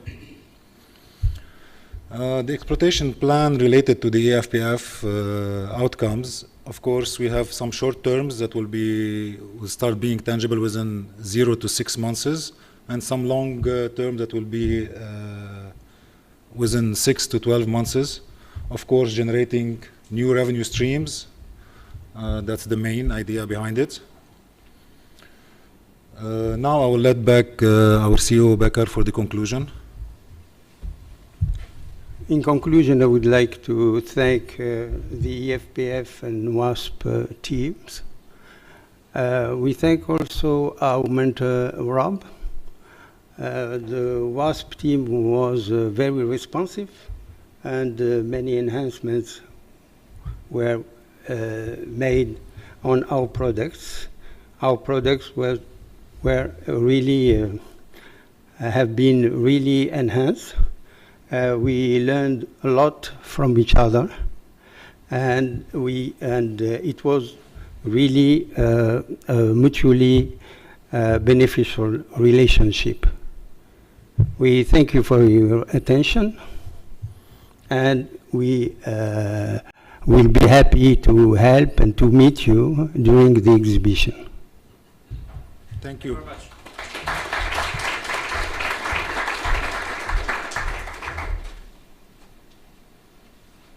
Next is Master.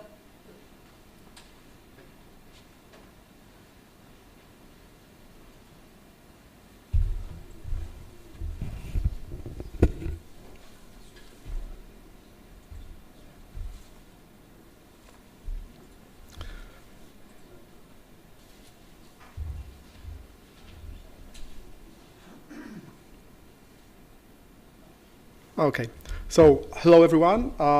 My name is Dobesław Habrzyk. I'm owner of the Masta company.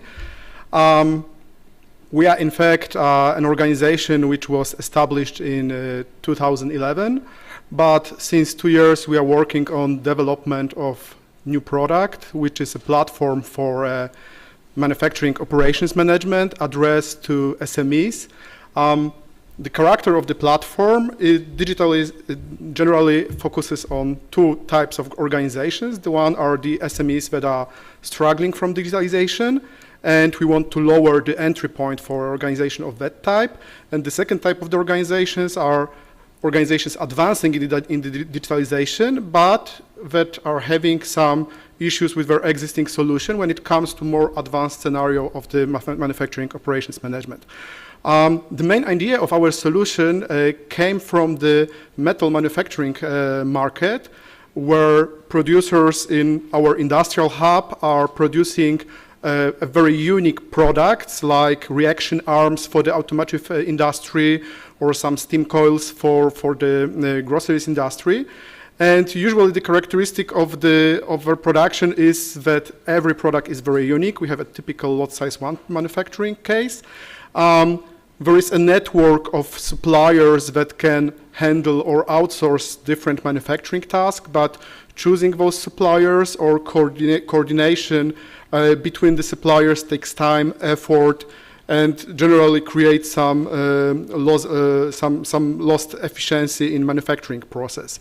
What we developed, in fact, is a web-based solution that, on the other hand, very deeply integrates with the manufacturer's infrastructure, and this integration is used to expose the capacity and capabilities of the manufacturers. And on the other hand, we are exposing that to external suppliers that can go in and check what is the current occupation of the workforce in the factory. So The project objectives, like I said, like I mentioned earlier, was exposing the production status, the capacities and the capabilities of the manufacturing company, and test these features in the close to industrial conditions. We also wanted to develop in this project a kind of foundation that can be used across other processes in the manufacturing process, like inline quality control, like real-time maintenance support. So that's a big foundation for us, what we achieved in the project. We also wanted to validate our technological and business assumptions, because comparing to existing solutions on the market, we want to enable the software to the potential customers and factories just like in a few minutes with a few clicks. So you just go into the marketplace, you can buy the software, and you have a fully featured solution working for you, which you can just easily configure to make it working, let's say, for the first two machines in your factory. And yeah, we wanted to get also access to the EFPF ecosystems, to get some networking and to be familiar more with the companies that are involved in the program, so we can enable some future cooperation. Basically, if you see the flow in the solution, it's quite simple to understand but difficult to implement. So the customer checks what are the capacities available on different supplier side. The process can be done more in an automated way, or let's call it by analyzing the data of the manufacturer.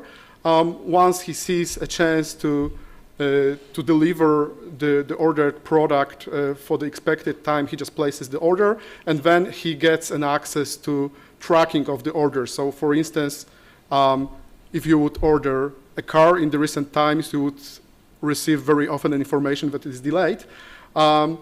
In this ecosystem, this coordination between manufacturers is really crucial because of the uniqueness of the product they produce. So it changes a lot. The products can be scheduled or produced in multiple alternative ways.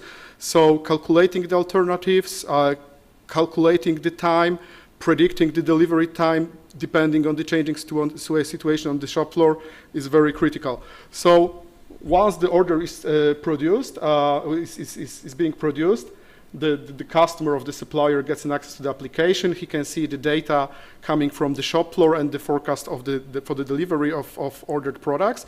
And once the product is delayed, he gets some alerting related to that. So when it comes to the infrastructure, which is behind the whole solution, we have a Kubernetes cluster that hosts multiple services responsible for definition of the master data, for the scheduling loop handling, for tracking the execution. We have some decision agents, like for instance, the definite capacity scheduling agent. Below that, we have some supporting services like the RabbitMQ, which is our internal messaging system. And we have also some Kafka-based processing streams that are aggregating high-frequency data from the shop floor and transforming them into meaningful execution data. Also, when it comes to the EFPF cluster integration, we are using, obviously, the marketplace to publish our deliveries. We've integrated with the shop floor via the data spine message broker, so we had to create a kind of a handler which exchanged the data between our message broker and the data spine message broker, and we are using the EFPF single sign-on feature. So, in fact, what we developed is the first thing is a greedy scheduling algorithm which is maximizing the manufacturing efficiency in real time. But while he does that, he takes into consideration all of the constraints coming out of the production process. So, in fact, we control the capacity of the personnel, of the material, location of the material, available equipment, the equipment capabilities. So we assume that once it will take a decision in a kind of autonomous way and just reschedules the production, it's still applicable. Also, we created this tracking module that tracks the execution process. It integrates with the robotic agents, human agents, and just brings that all together to give to the planner information about this, what's happening on the shop floor, and at the end, it projects all those data to the customer about how they will affect it will affect his order. So we validated the solution in between two companies, the same Bit and Bit. The one is contract manufacturer of custom metal components, and the second one is his customer. So they interacted with the solution, and they really appreciated the improved communication out of that. I will just put some more words on that. Yeah, when it comes to the KPIs, I believe we reached all of the KPIs that were agreed with us. When it comes to deviations from the work plan, so the one very important thing is that we started from creating a kind of monolithic solution, but very soon we came to a point of necessity to splitting it into microservice event-driven architecture because of the frequency of the interactions with the scheduling coming from the fact that the execution can change your scheduling, the change customer order can change your scheduling, and the scheduler itself can change the scheduling. So we have multiple agents interacting together, and it's quite easy to come to some transactional issues. So we just had to divide our architecture into microservice model, and also to introduce some scalability, yes, because it makes a difference whether you are overtaking data from, I don't know, 4 machines and 100 machines. If we can just run the movie, please.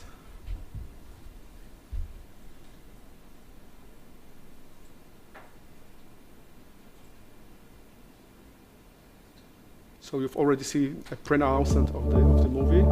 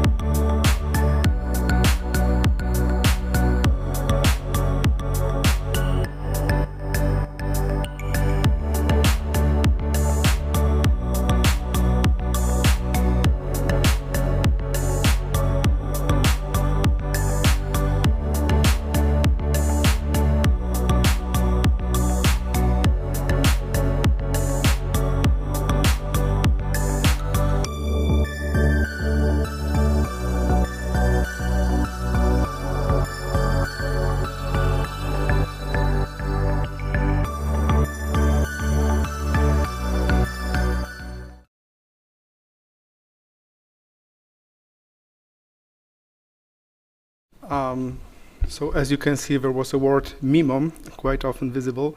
So we are still experimenting with the name of our solution, but it's from MASTA, Easy Manufacturing Operations Management. We will see what the market will buy when it comes to the naming of the solution.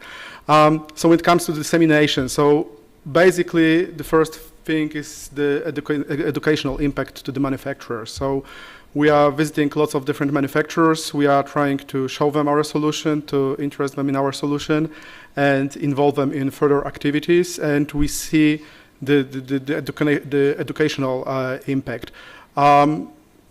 Also, we continuously present on our blog and on our web page what we are delivering, because the platform is still in the development. We are involving some new processes, like I said, in quality check, for instance, and we see increasing involvement into our web page. When it comes to the exploitation, basically we will continue raising funds for our development. We have lots of plans to introduce after this EFPF project. The first thing is we would like to introduce the real-time collaboration between different factories using some standardized manufacturing network like SCSN, for instance. We are also actively participating in commercialization projects like Bind 4.0, which is Basque Industry 4.0. Probably will have results in next few days. In parallel to that direction, we're also developing our digital app store, because like I said, we want to involve manufacturers by just giving them an easy access to our solution. And once they will get some knowledge, they will feel attracted to that, then we can go into face-to-face talk or the on-premise installation of the software. And we are hoping also to collaborate in the future with the EFF to continue the exploitation of our platform. When it comes to our biggest gains coming from the project, I would say that three most important ones is this high-performance execution tracking architecture, which was validated in the industrial scenario. And right now we believe that we can extend it with some new use cases, like, for example, energy tracking, quality tracking, personal tracking, or material-related operations, and keep that all tight within the one solution. The second thing is this new real-time decision-making loop. So like I said, from the technical point of view, it was quite challenging to deliver such a functionality where the solution within the seconds make always the accurate decision and it is applicable on the shop floor. And as you saw, we developed also the Gantt component and the data security features. Maybe it wasn't visible in the movie, but giving an access to the manufacturer instance of the application required introducing some data security features where the customer can see only his related data. When it comes to the remarks to the FPF, we have only one. We would expect some more support when it comes to the SAS model in terms of, for instance, creating some new instance or new tenants when the customer buys the application. Then we would like to be informed via some API or some webhooks that something like that happens, so we can automate the process on our side. And basically this is it. Thank you very much for your attention. Hope you enjoyed that.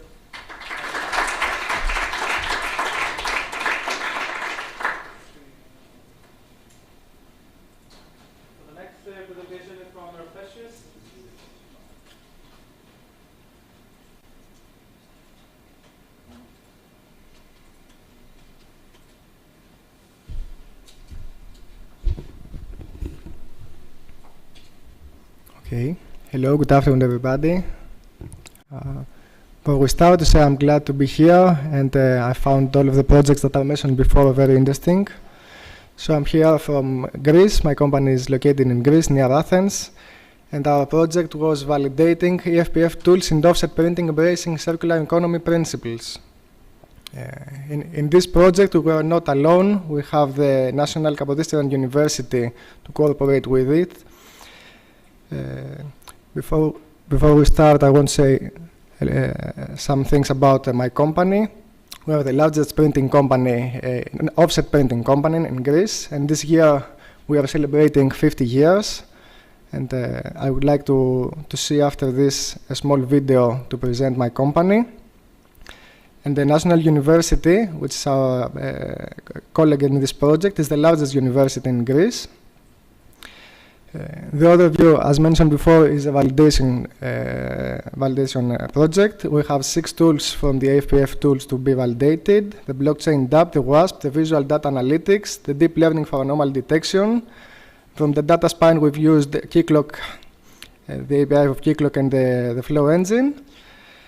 And the main idea is, for us actually, it wasn't just to validate. We used the EFPF tools with an application we've built because we wanted to make some data collections. And as mentioned in the beginning, the object is just to improve ourselves by using the EFPF tools, and for the EFPF organization also to improve its tools.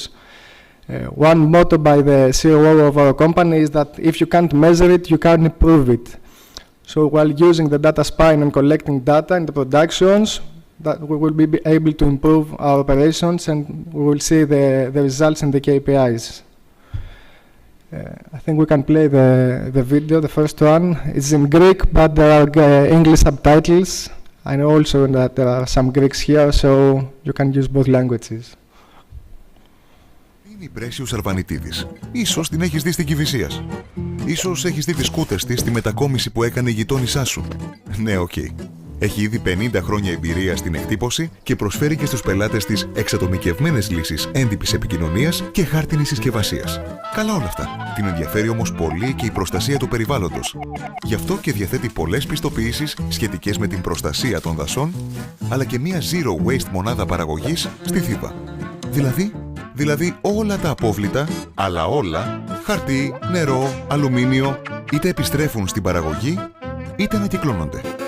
Ακόμα και το μελάνι, που ταξιδεύει μέχρι τη Γερμανία για να επεξεργαστεί σωστά. Έχουν και φωτοβολταϊκά. Το 16% της ενέργειας που καταναλώνεται καθημερινά έρχεται από τον ήλιο. Στα επόμενα 50 χρόνια δηλαδή, τι θα γίνει? Σίγουρα έρχονται πολλά περισσότερα. Δεν θα ησυχάσουμε όμως αν δεν φτάσουμε στο σημείο να μπορείς να εκτυπώνεις στιγμιαία ό,τι έχεις στο μυαλό σου.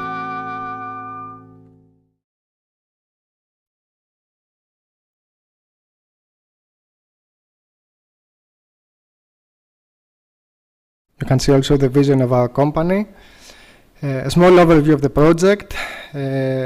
The good thing for us, because it was the first project relative with AI and machine learning, so both for us and for the university, we gained a lot of experience in the open source like EFPF tools.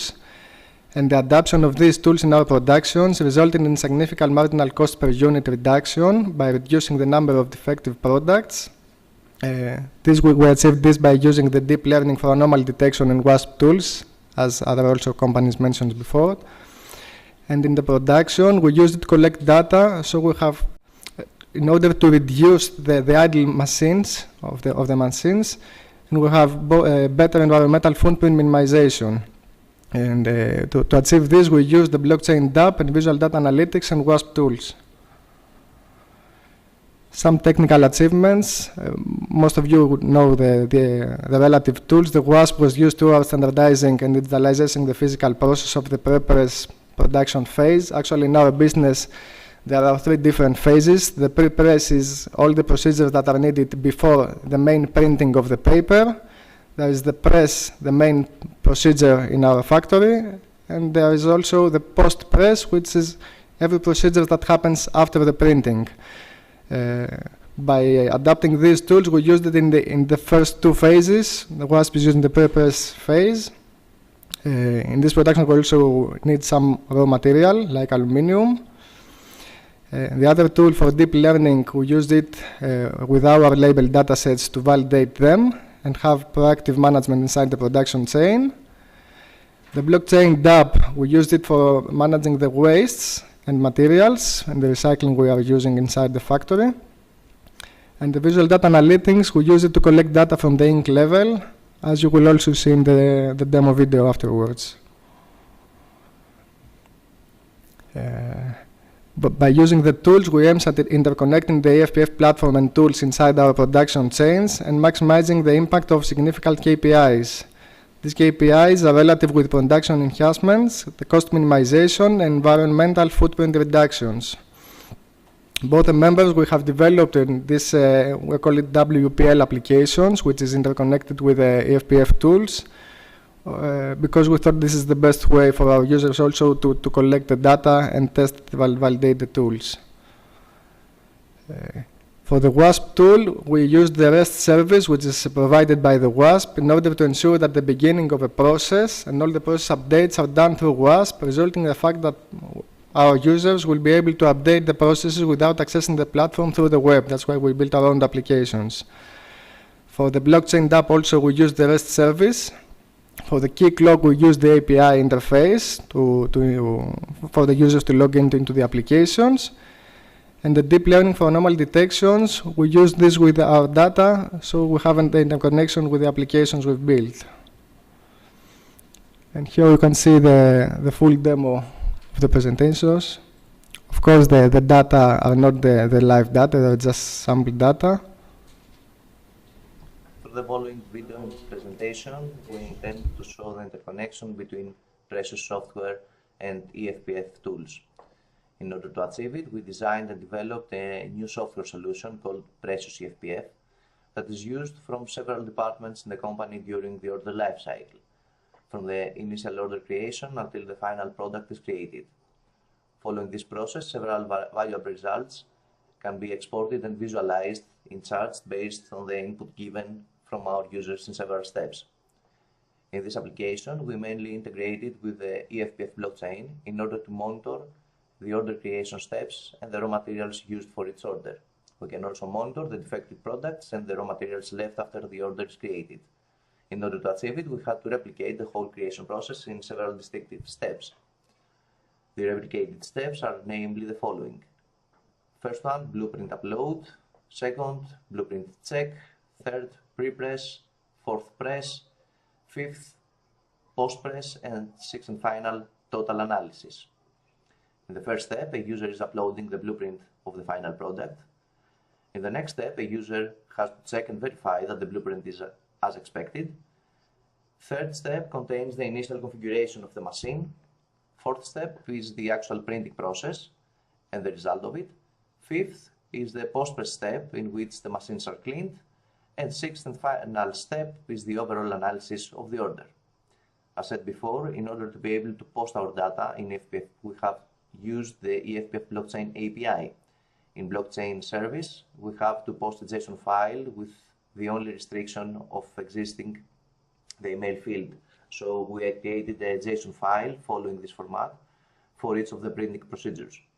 In order to be able to later extract the needed information, in every post process, the email content is replaced with a unique number, which is the unique order identifier. For the scope of this video presentation, we are using a dummy replica of the software outside the Precious network to hide any sensitive data. So let's move to the application. In the initial screen, as you can see, the application is asking for credentials used in the EFPF application.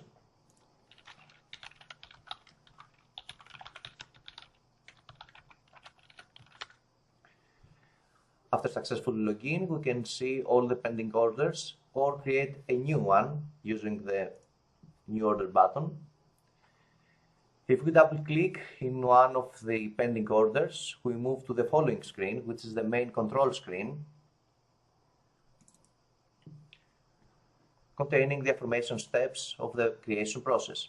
So, to replicate the process, the first thing we have to do is upload the blueprint of the final product. Here, as we can see, we have the order, the phase, the user, and we have to select a blueprint file. In this case, if I hit save, we are going to receive an error because we are going outside the Precious network.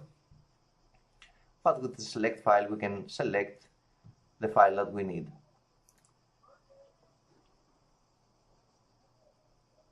The second step is that one of our users has to check and verify that the blueprint uploaded in the previous step is as expected and that the order can move to the pre-press step. So now going to the pre-press step, as we can see in the top left section, we have the basic info of the order and the user, and the application is asking for input for the following elements: aluminium, gate, paper sheets that we are going to use, and the amount of the basic colors. Once all this info are registered, then the user can actually post them in EFPF blockchain. So let me fill all this info and move to the next step. Aluminium.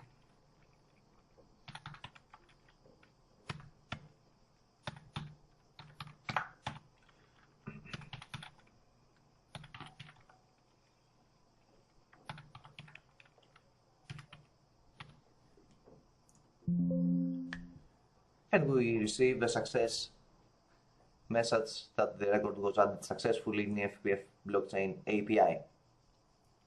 The following step is the actual press process. In this case, the application is asking for the basic colors that left and the paper sheets that are actually good after the printing process. Once again, this info are also posted in blockchain API, and the success or failure message appears after the call in the service. So here,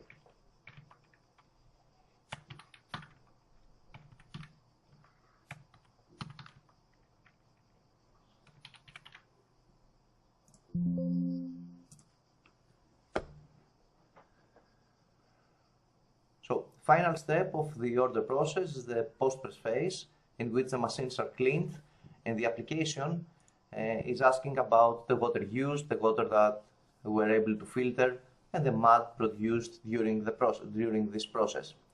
So our users have to fill the necessary info in the application and then post the data in blockchain.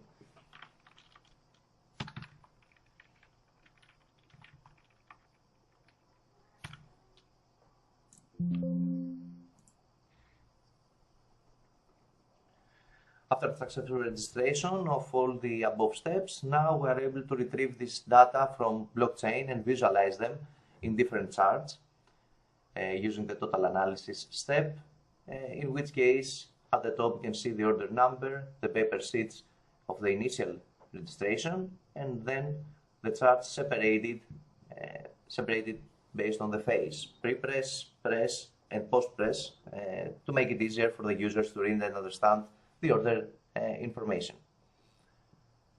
Thank you all for watching the presentation. Have a nice day.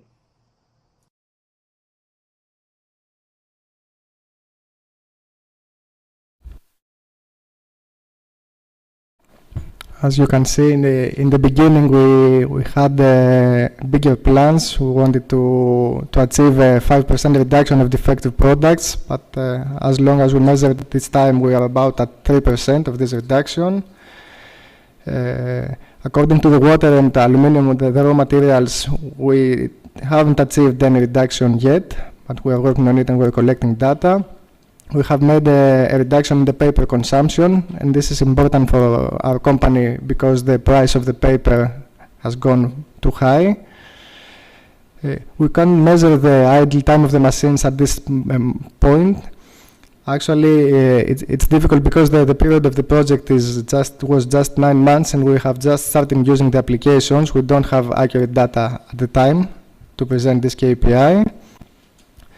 And for the other KPIs, everything happened as planned. We have 2 publications of papers in international conferences and 6 announcements on our websites and in our LinkedIn and Facebook websites.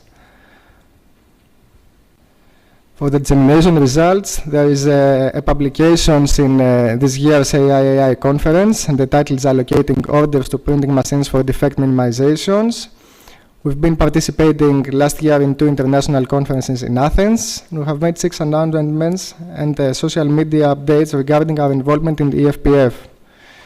About the exploitation, the colleges from university, they had the chance to get a big expertise and knowledge in the artificial intelligence field. We decided that we will use the EFPF tools in our productions because we have made some significant results, so we need to continue collecting data using the tools. The development of the applications, it enables future collaborations between the EFPF and the consortium, and the applications, after anonymizing our data, will be uploaded also and be available in GitHub. To conclude, for both of us in the consortiums, Precious and the university, we had gained very big expertise. I also to thank our supervisor, Mr. Alexandros Dizamis. We have a very good collaborations. And we gained the ability to experiment, test, and validate the valuable components. And according to the communications with the EFPF support, I have to admit that in the beginning there were some problems and with the usage of the tools, but in the end everything went fine. And I believe that's the meaning of this open call for both of us and everybody else to be improved. That is, thank you for your attention.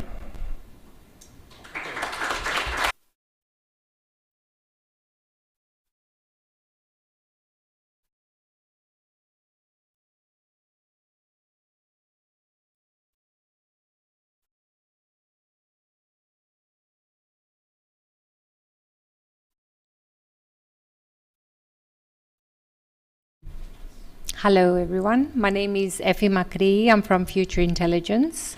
We're a Greek SME established in 2009 with 3 branches in Greece, in Athens, Ioannina and Heraklion, and we also have offices in London and Limassol, Cyprus.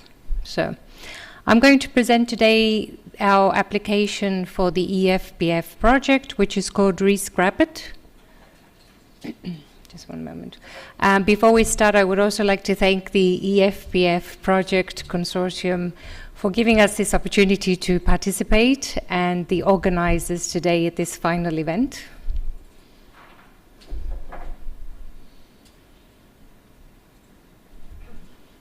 Any questions before we start?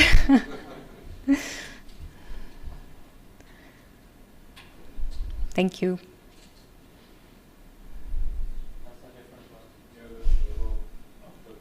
Number 11.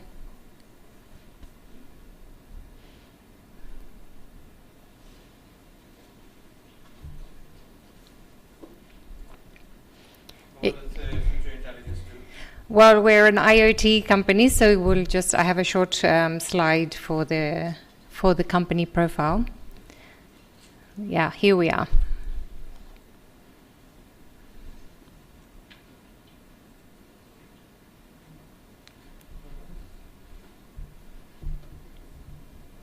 Yep, thank you. So Future Intelligence is a telecom engineering company. We specialize in IoT systems. We have weather stations and other sensing elements.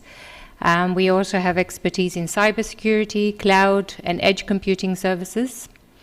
And we participate in the Industry 4 domain, smart cities, infrastructures, energy, and smart agri.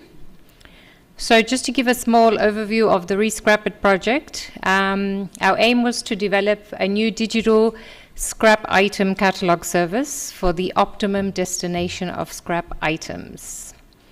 So what do we mean here by scrap items? Scrap items could be anything from the manufacturing process, such as offcuts of materials, defective products, defective components from the manufacturing chain, and any other byproducts from the manufacturing process.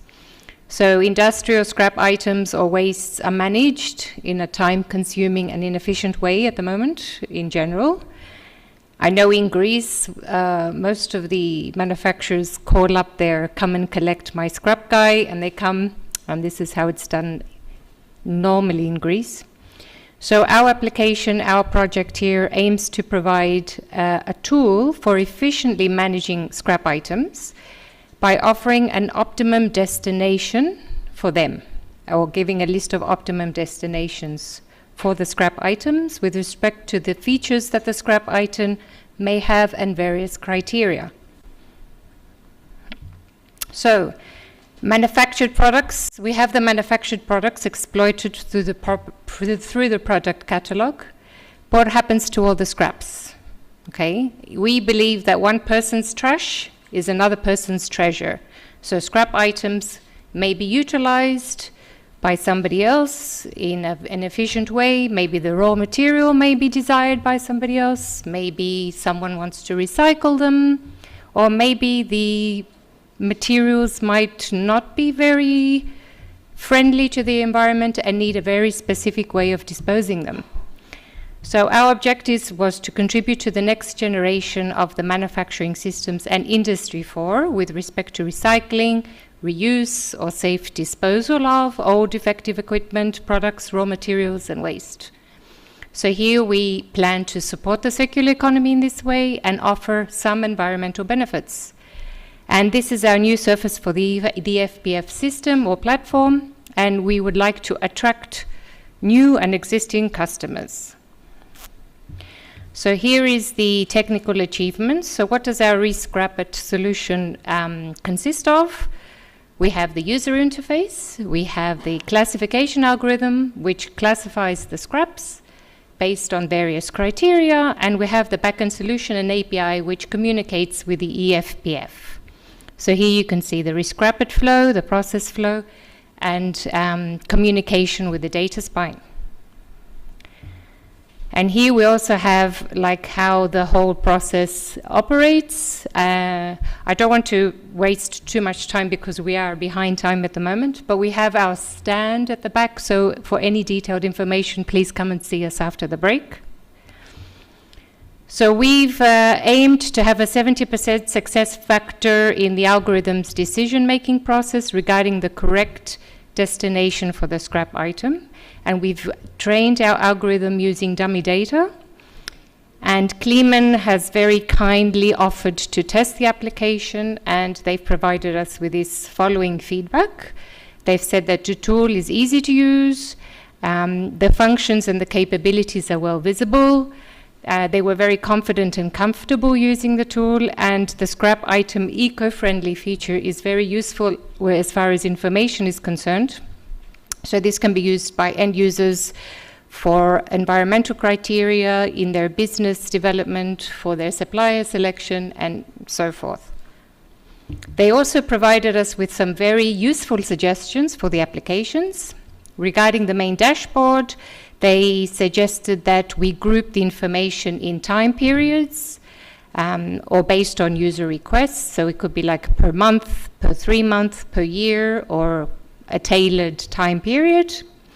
For the final disposable or the recyclable material, a confirmation should be provided to the provider, to the user, and the quantity given should be the same as the quantity received on the other end. So this is good for traceability purposes.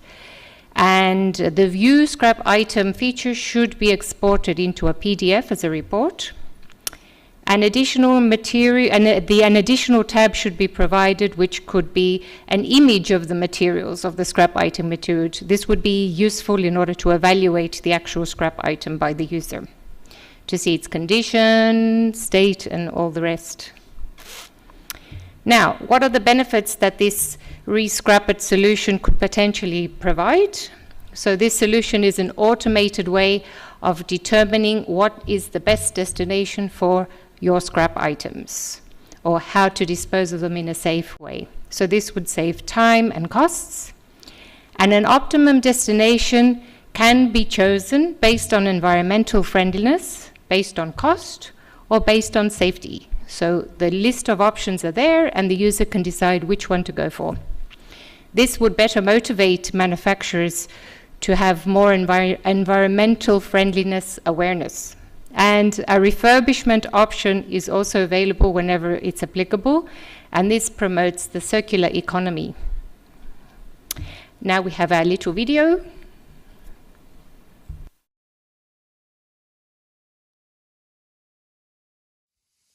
The following is a video tutorial of the ReScrap-It application, which is responsible for finding the optimum destination of industrial scrap items. Supplier user registration. Here we see the registration of a supplier user. First, the user navigates to the registration form via the Sign Up button. After filling in the necessary information in the registration form, such as email, company name, location, and password,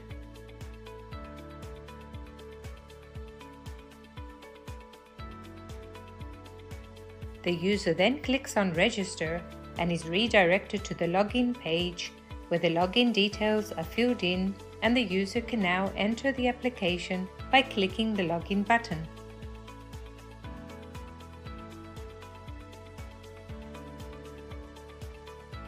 Submitting a new scrap item. After logging into the application, the user navigates to the left-hand side of the navigation bar, clicking on Scrap Items Warehouse icon. When entering the warehouse area, the user can click on the New Scrap Item button in order to enter all the required information for a new scrap item to be submitted. The form includes information about the scrap item's name, quantity, estimated value, material, weight, and more.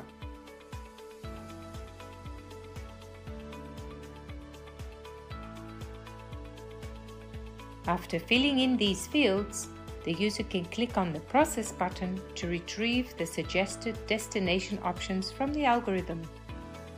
Then, they can select any of the suggestions and click on Save to submit the new scrap item to the warehouse.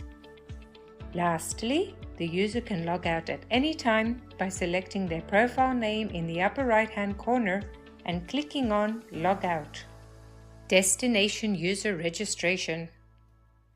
The next section presents the registration and use of the application as a destination user. After signing up in the same manner as the supplier, the user can first navigate to the registration form.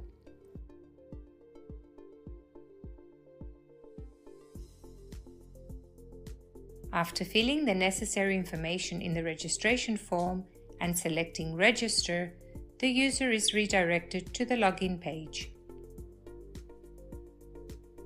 Destination user pick up scrap item. After the user has logged in, he or she navigates to the destination's dashboard where they have access to the scrap item on the upper right-hand side and select the item they want to pick up. When the Pickup Item button is clicked, the user is presented with a pop-up containing all the information of the scrap item. The user can then select the desired scrap item by clicking the Pickup Item button. Once the item is selected, the scrap item supplier is notified through their Done Deals space. Lastly, the destination user can see their list of selected items in their Done Deals space.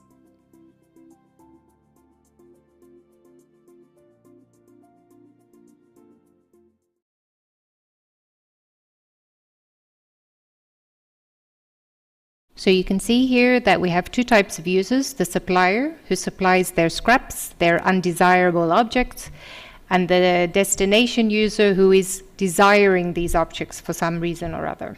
Okay. So going back to the presentation here, impact achievements. These are the various dissemination and communication activities we've conducted. We've posts on our company's social media. We've had discussions with our Reclaim and Optimize H2020 projects, which are Industry 4 projects, and we collaborate in the I4 by Design collaboration, which concerns Industry 4. And how can we exploit our initial exploitation actions at this point would be to try and commercialize this solution through our existing research and business partners. We plan to obviously show this to the EFPF ecosystem like we're doing today and make it more aware to this consortium, and for our 4 by Design partners in the Industry 4 domain. So what are the next steps? What are the conclusions and what are the next steps? So with this EFPF sub-project that we participated in, we have been given the opportunity to strengthen our presence in the Industry 4 domain by contributing to it. So this is one major benefit for our company. And we can support our position in the EFPF ecosystem, and this is our opportunity to promote, as I said previously, our solution here. And we've also strengthened our own technical know-how with our algorithm, integration with the data spine, and so forth. And I can say we've had great collaboration with the EFPF and especially our mentor, Mr. Alexandros Nizamis. He's been mentioned many times and we'd like to thank him as well. And what are the next steps for our re-scrapped solution? Well, we can think of different upgrades that we can provide to our solution. We can enhance it with a traceability functionality.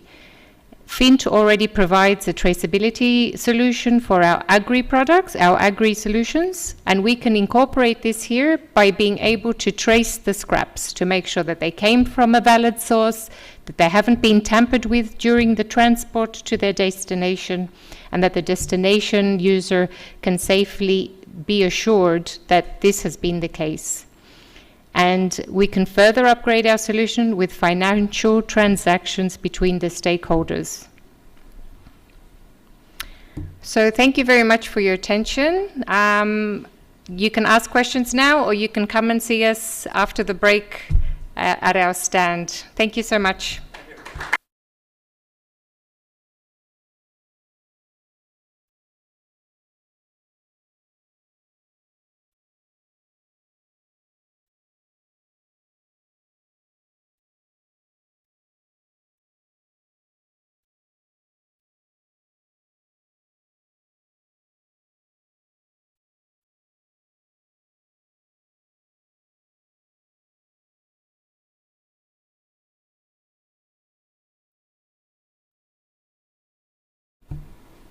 Is that all right? Yes. Okay. I'm Zoe Hatzirostadoulou. I'm a data scientist, and on behalf of Atlantis Engineering, I will demonstrate you our tool, XIFS. XIFS stands for Explainable AI Fusion Service. Atlantis Engineering is an SME company that offers services and products mainly to the manufacturing industry, with a focus on decision support, optimization of production activities, and predictive maintenance for almost 25 years now.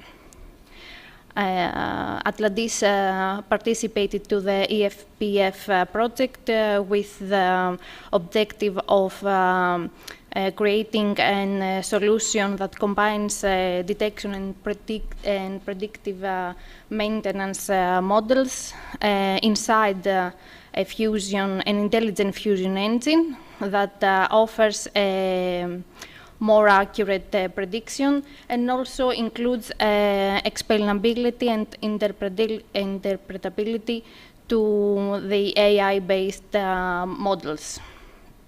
The primary idea of the solution is to contains an explainable AI capability in order to offer the user the ability to understand and manage the process and boost the trust of the solution.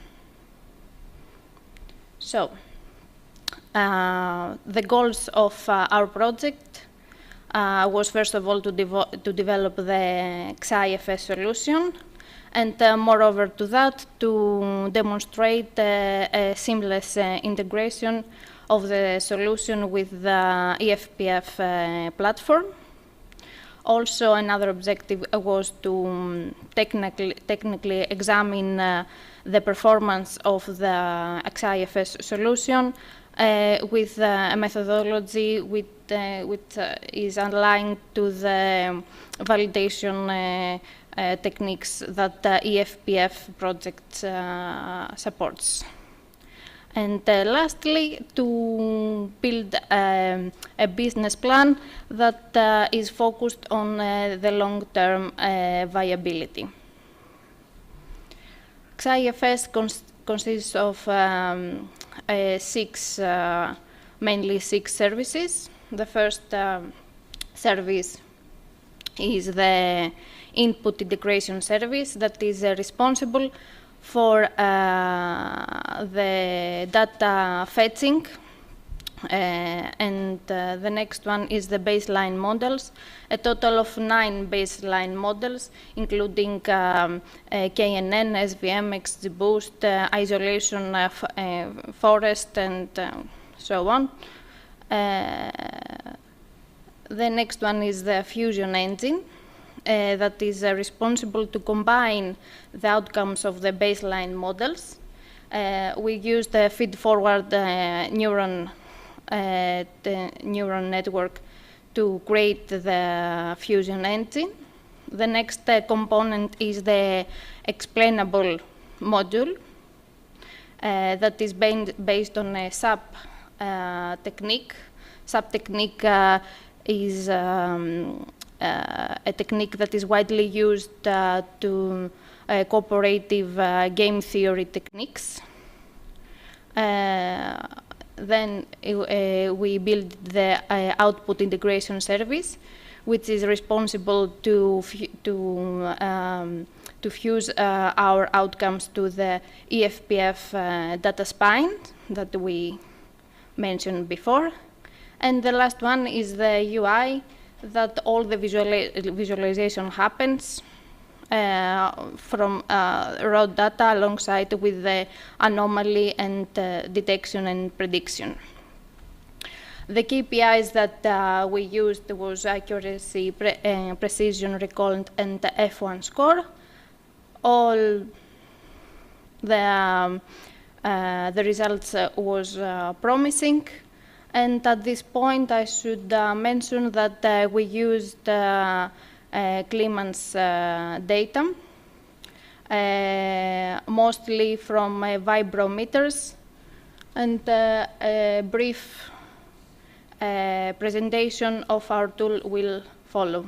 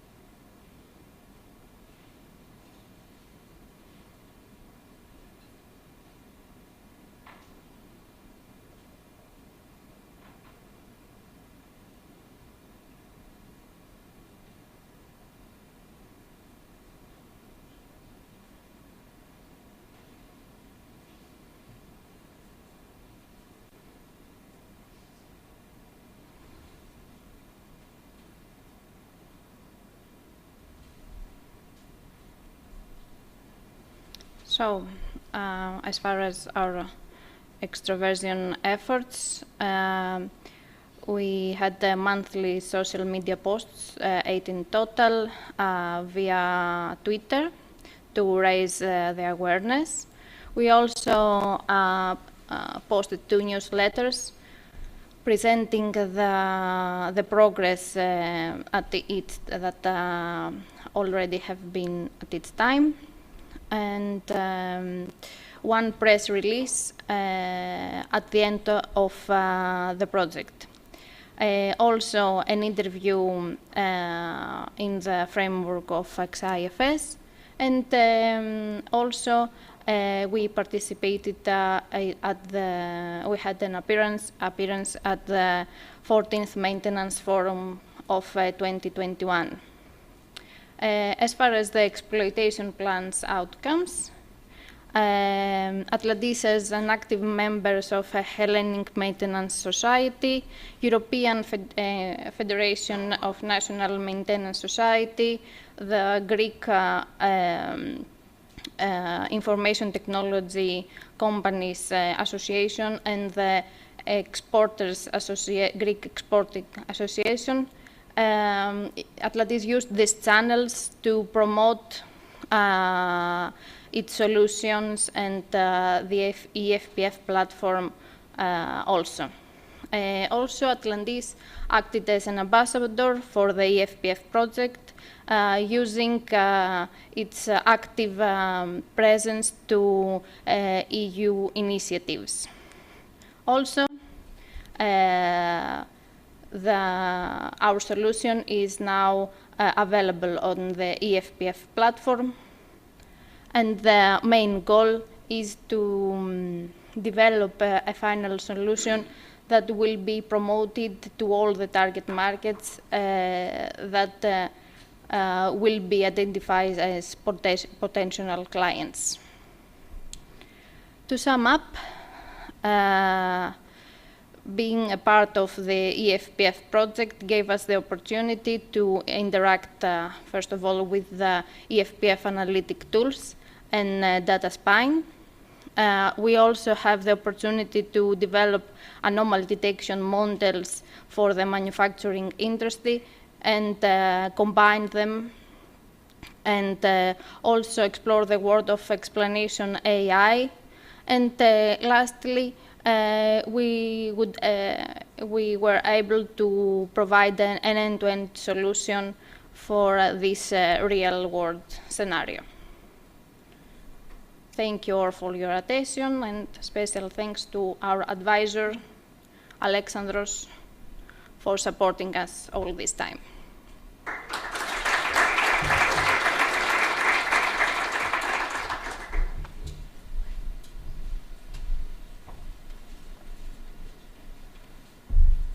Okay, so with that we conclude the session for open call presentations, and to sum it up, I think it was a very interesting day, very interesting solutions and very well presented. So congratulations to all of you for achieving this level of interest and maturity of the solutions which have been demonstrated. I think they're very well presented.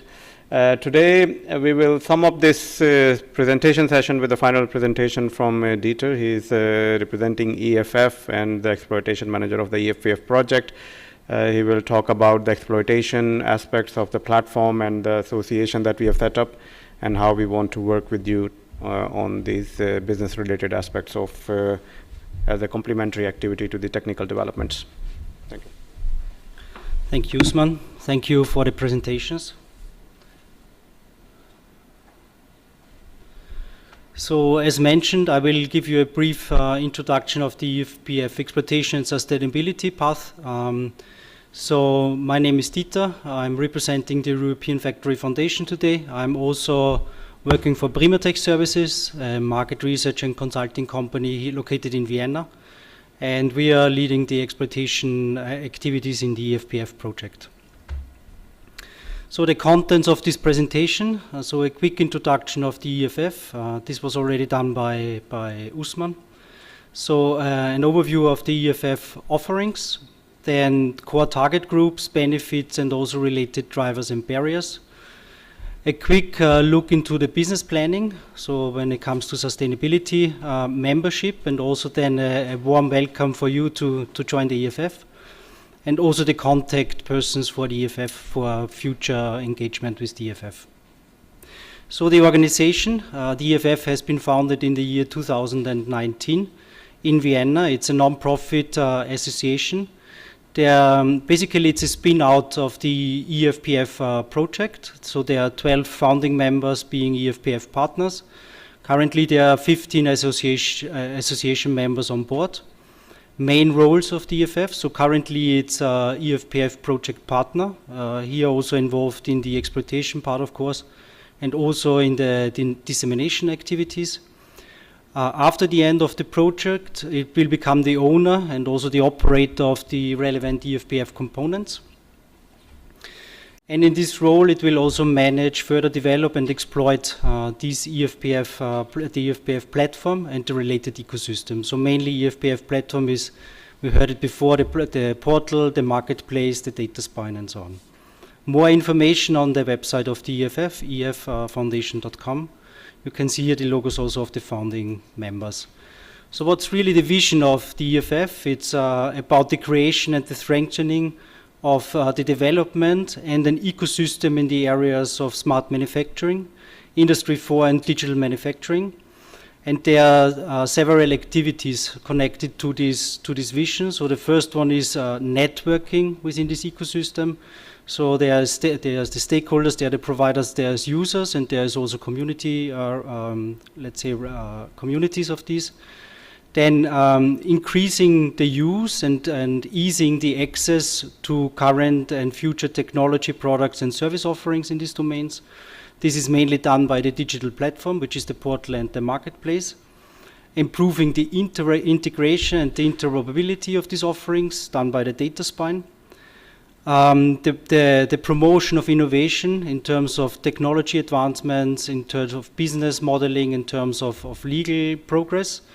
Here the EFF is planning to enter future RTD programs and RTD projects. We have this done also already this year. So there's a new project besides EFPF starting where the EFF is a project partner. And also organizing events, promoting on the one side again the solutions in the EFPF ecosystem, on the other side the members of the EFF. So what are the EFF offerings? So you can see in the figure, so the EFF is seeing itself as a broker between solution providers and solution users and customers. And here in a sales and purchase phase, it's easing the access to these offerings by offering the EFPF marketplace. By the way, the EFPF marketplace will be introduced tomorrow in really detail by Ascora. So, and as soon as there is an operational phase, also the EFF is within this broker role, providing this data spine and the transaction layer as a technical middle layer for easing, on the one side, the access to these offerings, but also having them integrated in a better manner. So this is then also listed, so it's the marketplace for promoting and also having access to third-party marketplaces. EFPF portal, which is used also by some of the, or a lot of the open call sub-projects as a default service environment. It's used for documentation purposes, for references, also the activities and the tools which have been developed and deployed in the EFPF project are documented here. The data spine, which has been introduced by Rohit, so it's for integration of platform tools and services. Then also EFF is planning to have smart manufacturing offerings. So this is tools and services beside the ones you are providing and also other third-party players are providing. EFF services, so as mentioned before, organization of events, doing promotion of the offerings, participation in future RTD programs, but also in connection with the ecosystem to do some consulting, benchmarking, support and training. So we are the main contact point for the operation of the marketplace, of the portal and so on in the future. And of course, last but not least, there is the possibility to to become a member of the EFF.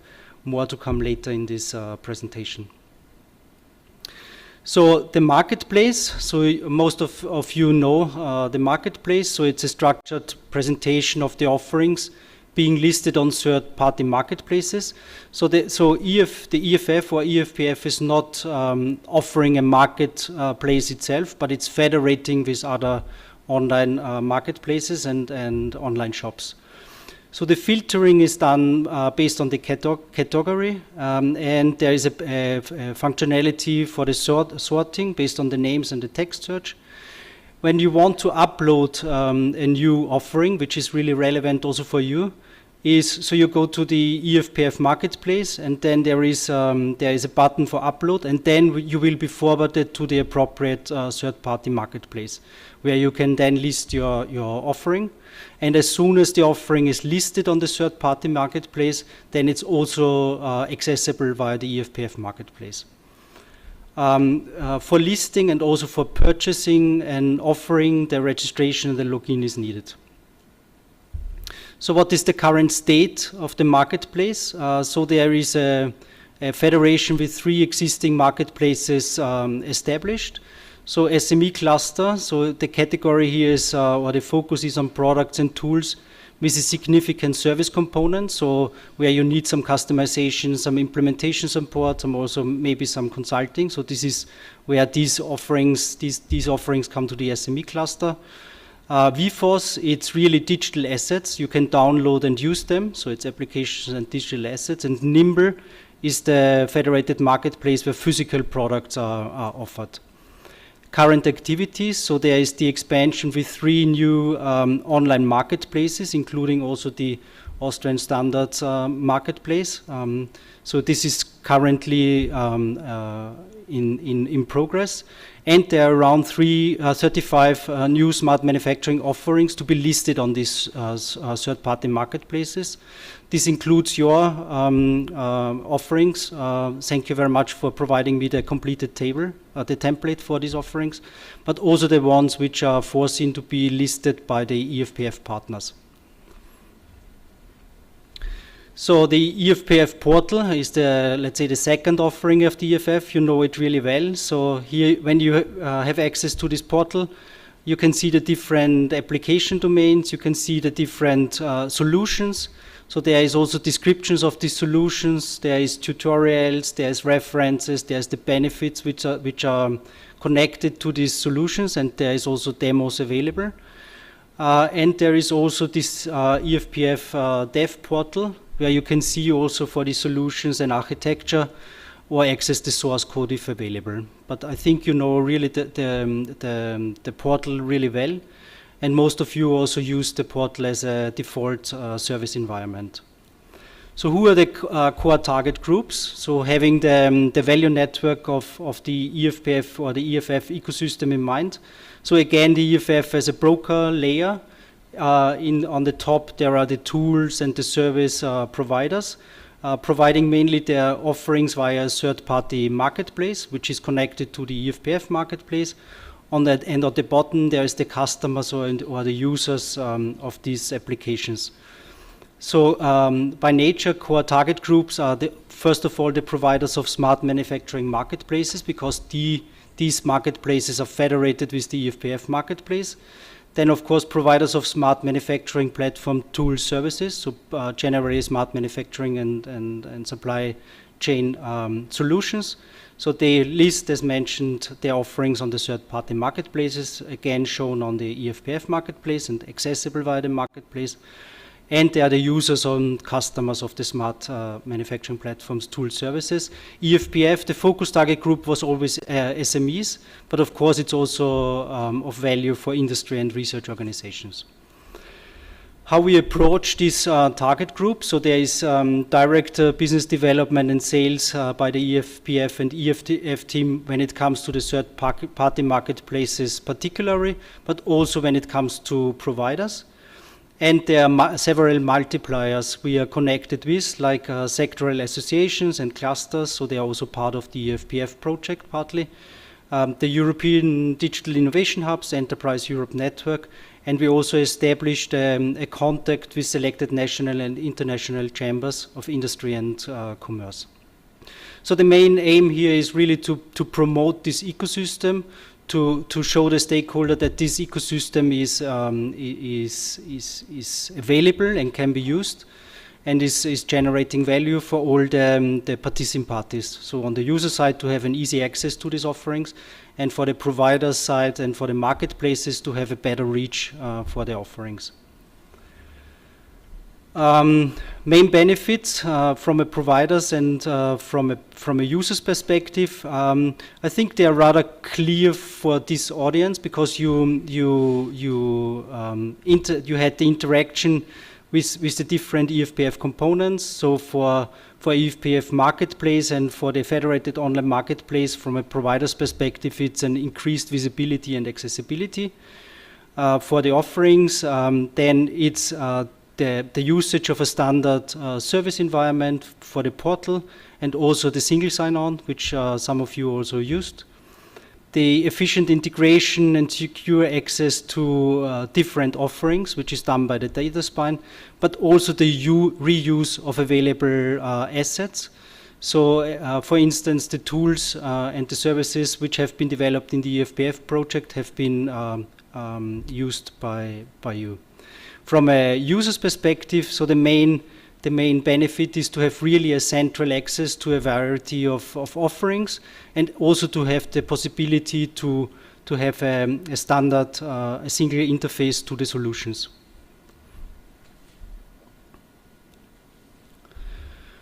Perceived drivers and barriers. As you know, so we had this individual exploitation planning. This was also part of this individual exploitation planning, giving us feedback about the drivers and the barriers of the EFF solutions and also the ecosystem. For the open call, this is the open call sub-project perspective. So here we had in total 21 surveys and also followed up by an interview, by an online workshop, and with 17 providers and 4 users. And I think the main drivers are really connected to the benefits, but the barriers, as far as understood the session today, so there were more concerns in the beginning about the usage and the sustainability and also the support of the EFPF components and also the team. But it seems that this was really nicely evolving during the projects.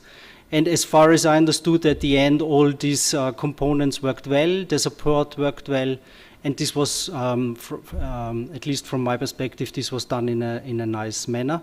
So these potential barriers was related, mostly related to the market readiness of the components. I think this was evolving well. Then non-sustainability of the offerings, unclear implementation and so on. And all these barriers, I just wanted to mention that this needs to be seen at least on 2 levels. So there's the level of the EFF components, the marketplace, the portal, the data spine and so on, so where EFF is taking care. So here EFF is the main contact person to contact with and to have these things sorted. On the other side, there is these tools and services. They are provided by third-party players. And of course, they need to be supported by these players and further advanced and so on. So a quick look, also giving you feedback about the results of the individual exploitation planning. So we had some of the benefits already mentioned during the presentations today. And here, this task was about quantifying really the benefits from a provider's perspective and from a user's perspective. And this has been done with the EFPF partners and with the open call sub-projects. And for us, it was interesting that the results are really similar. So when it comes to EFPF partners, so there is on the one side, one benefit nature is the revenue increase, which is most relevant for the providers. So they are looking for additional revenues when placing, for instance, their offering on the marketplace. And on the other side, from a user side, it's more about cost reduction, efficiency gains, and so on. And when we have a look to the tool and service users, so there were 8 surveys and interviews in the EFPF partnership and 4 with open call sub-projects. We see that the cost reduction or efficiency gain, a yearly average of a benefit expectation is around 40 to 50,000 euros each year, also increasing in time when the usage is evolving. And from a tool service provider perspective, so here the focus is on revenue increases. And here we can see that the expectations about revenue increases, so the yearly average is around 85,000, 90,000 euros per provider per year. We used this information, particularly from the provider, to come up with an indication of an EFF brokerage fee. Because, okay, if there is a forward from the EFPF marketplace to a third-party marketplace, and there the offering is really purchased, then there is the plan that there is a 3% sales commission. And for this now, taking into consideration the provider's revenues, there will be around 2,500 euros per provider per year in average. So this is our, let's say, expectation. And this is one revenue source to cover the EFF costs in the years to come. EFF membership. So as mentioned before, the EFF is a non-profit association and it's open for memberships. So currently we have 15 members. In this slide you can see the membership benefits. They are on the one side so that the clusters are, let's say, business related benefits and their organizational benefits. And they depend on the type of membership which has been taken. So it's membership types are platinum membership, it's gold membership, it's associate membership, it's individual.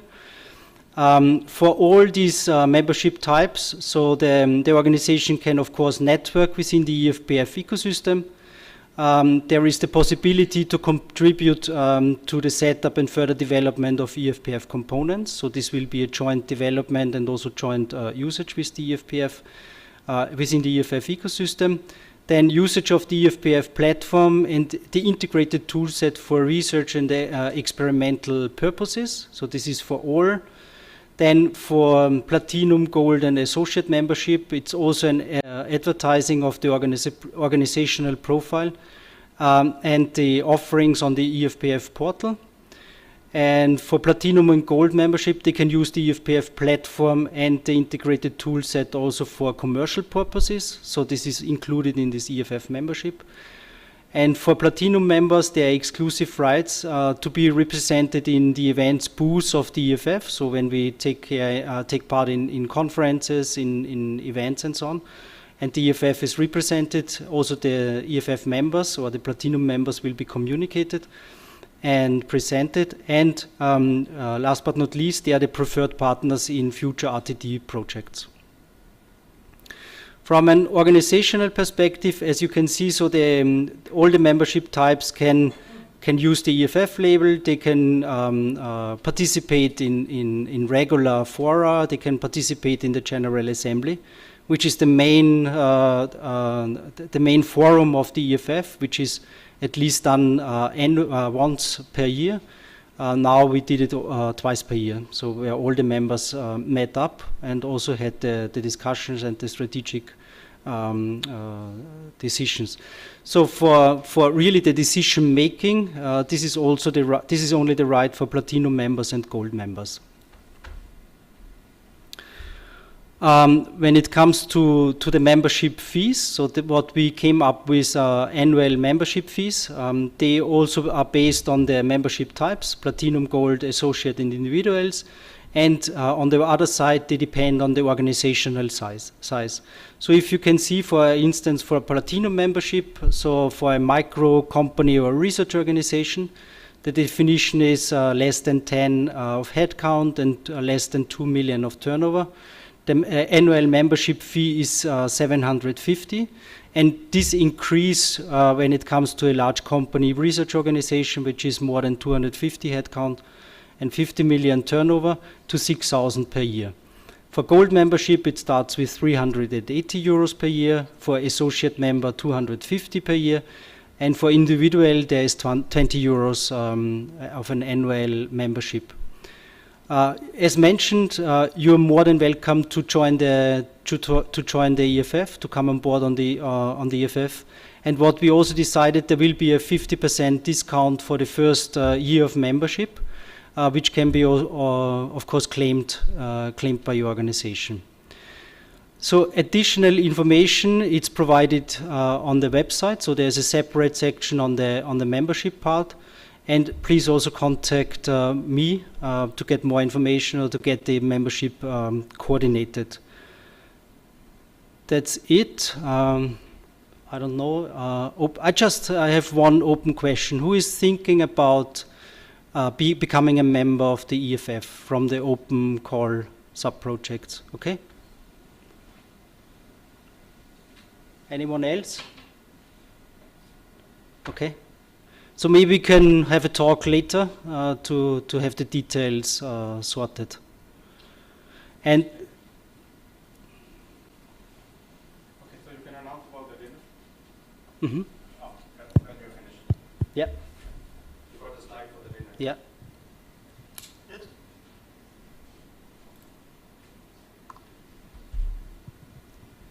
So for today's dinner, as you know, there is a social dinner planned today.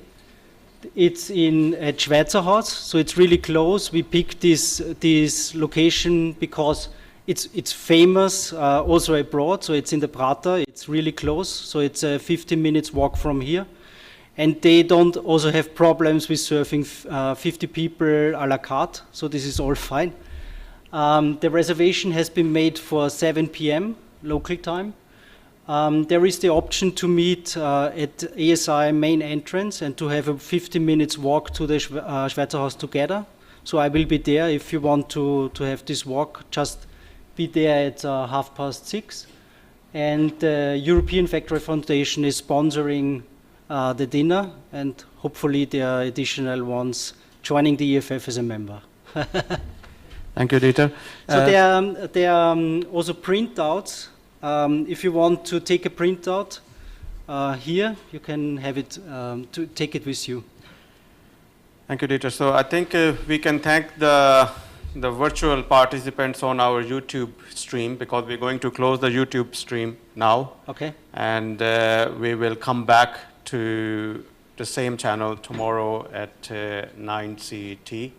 So thank you for the participation of the virtual participants. I hope that you found the event interesting, and hopefully you will be able to join us tomorrow at 9 a.m.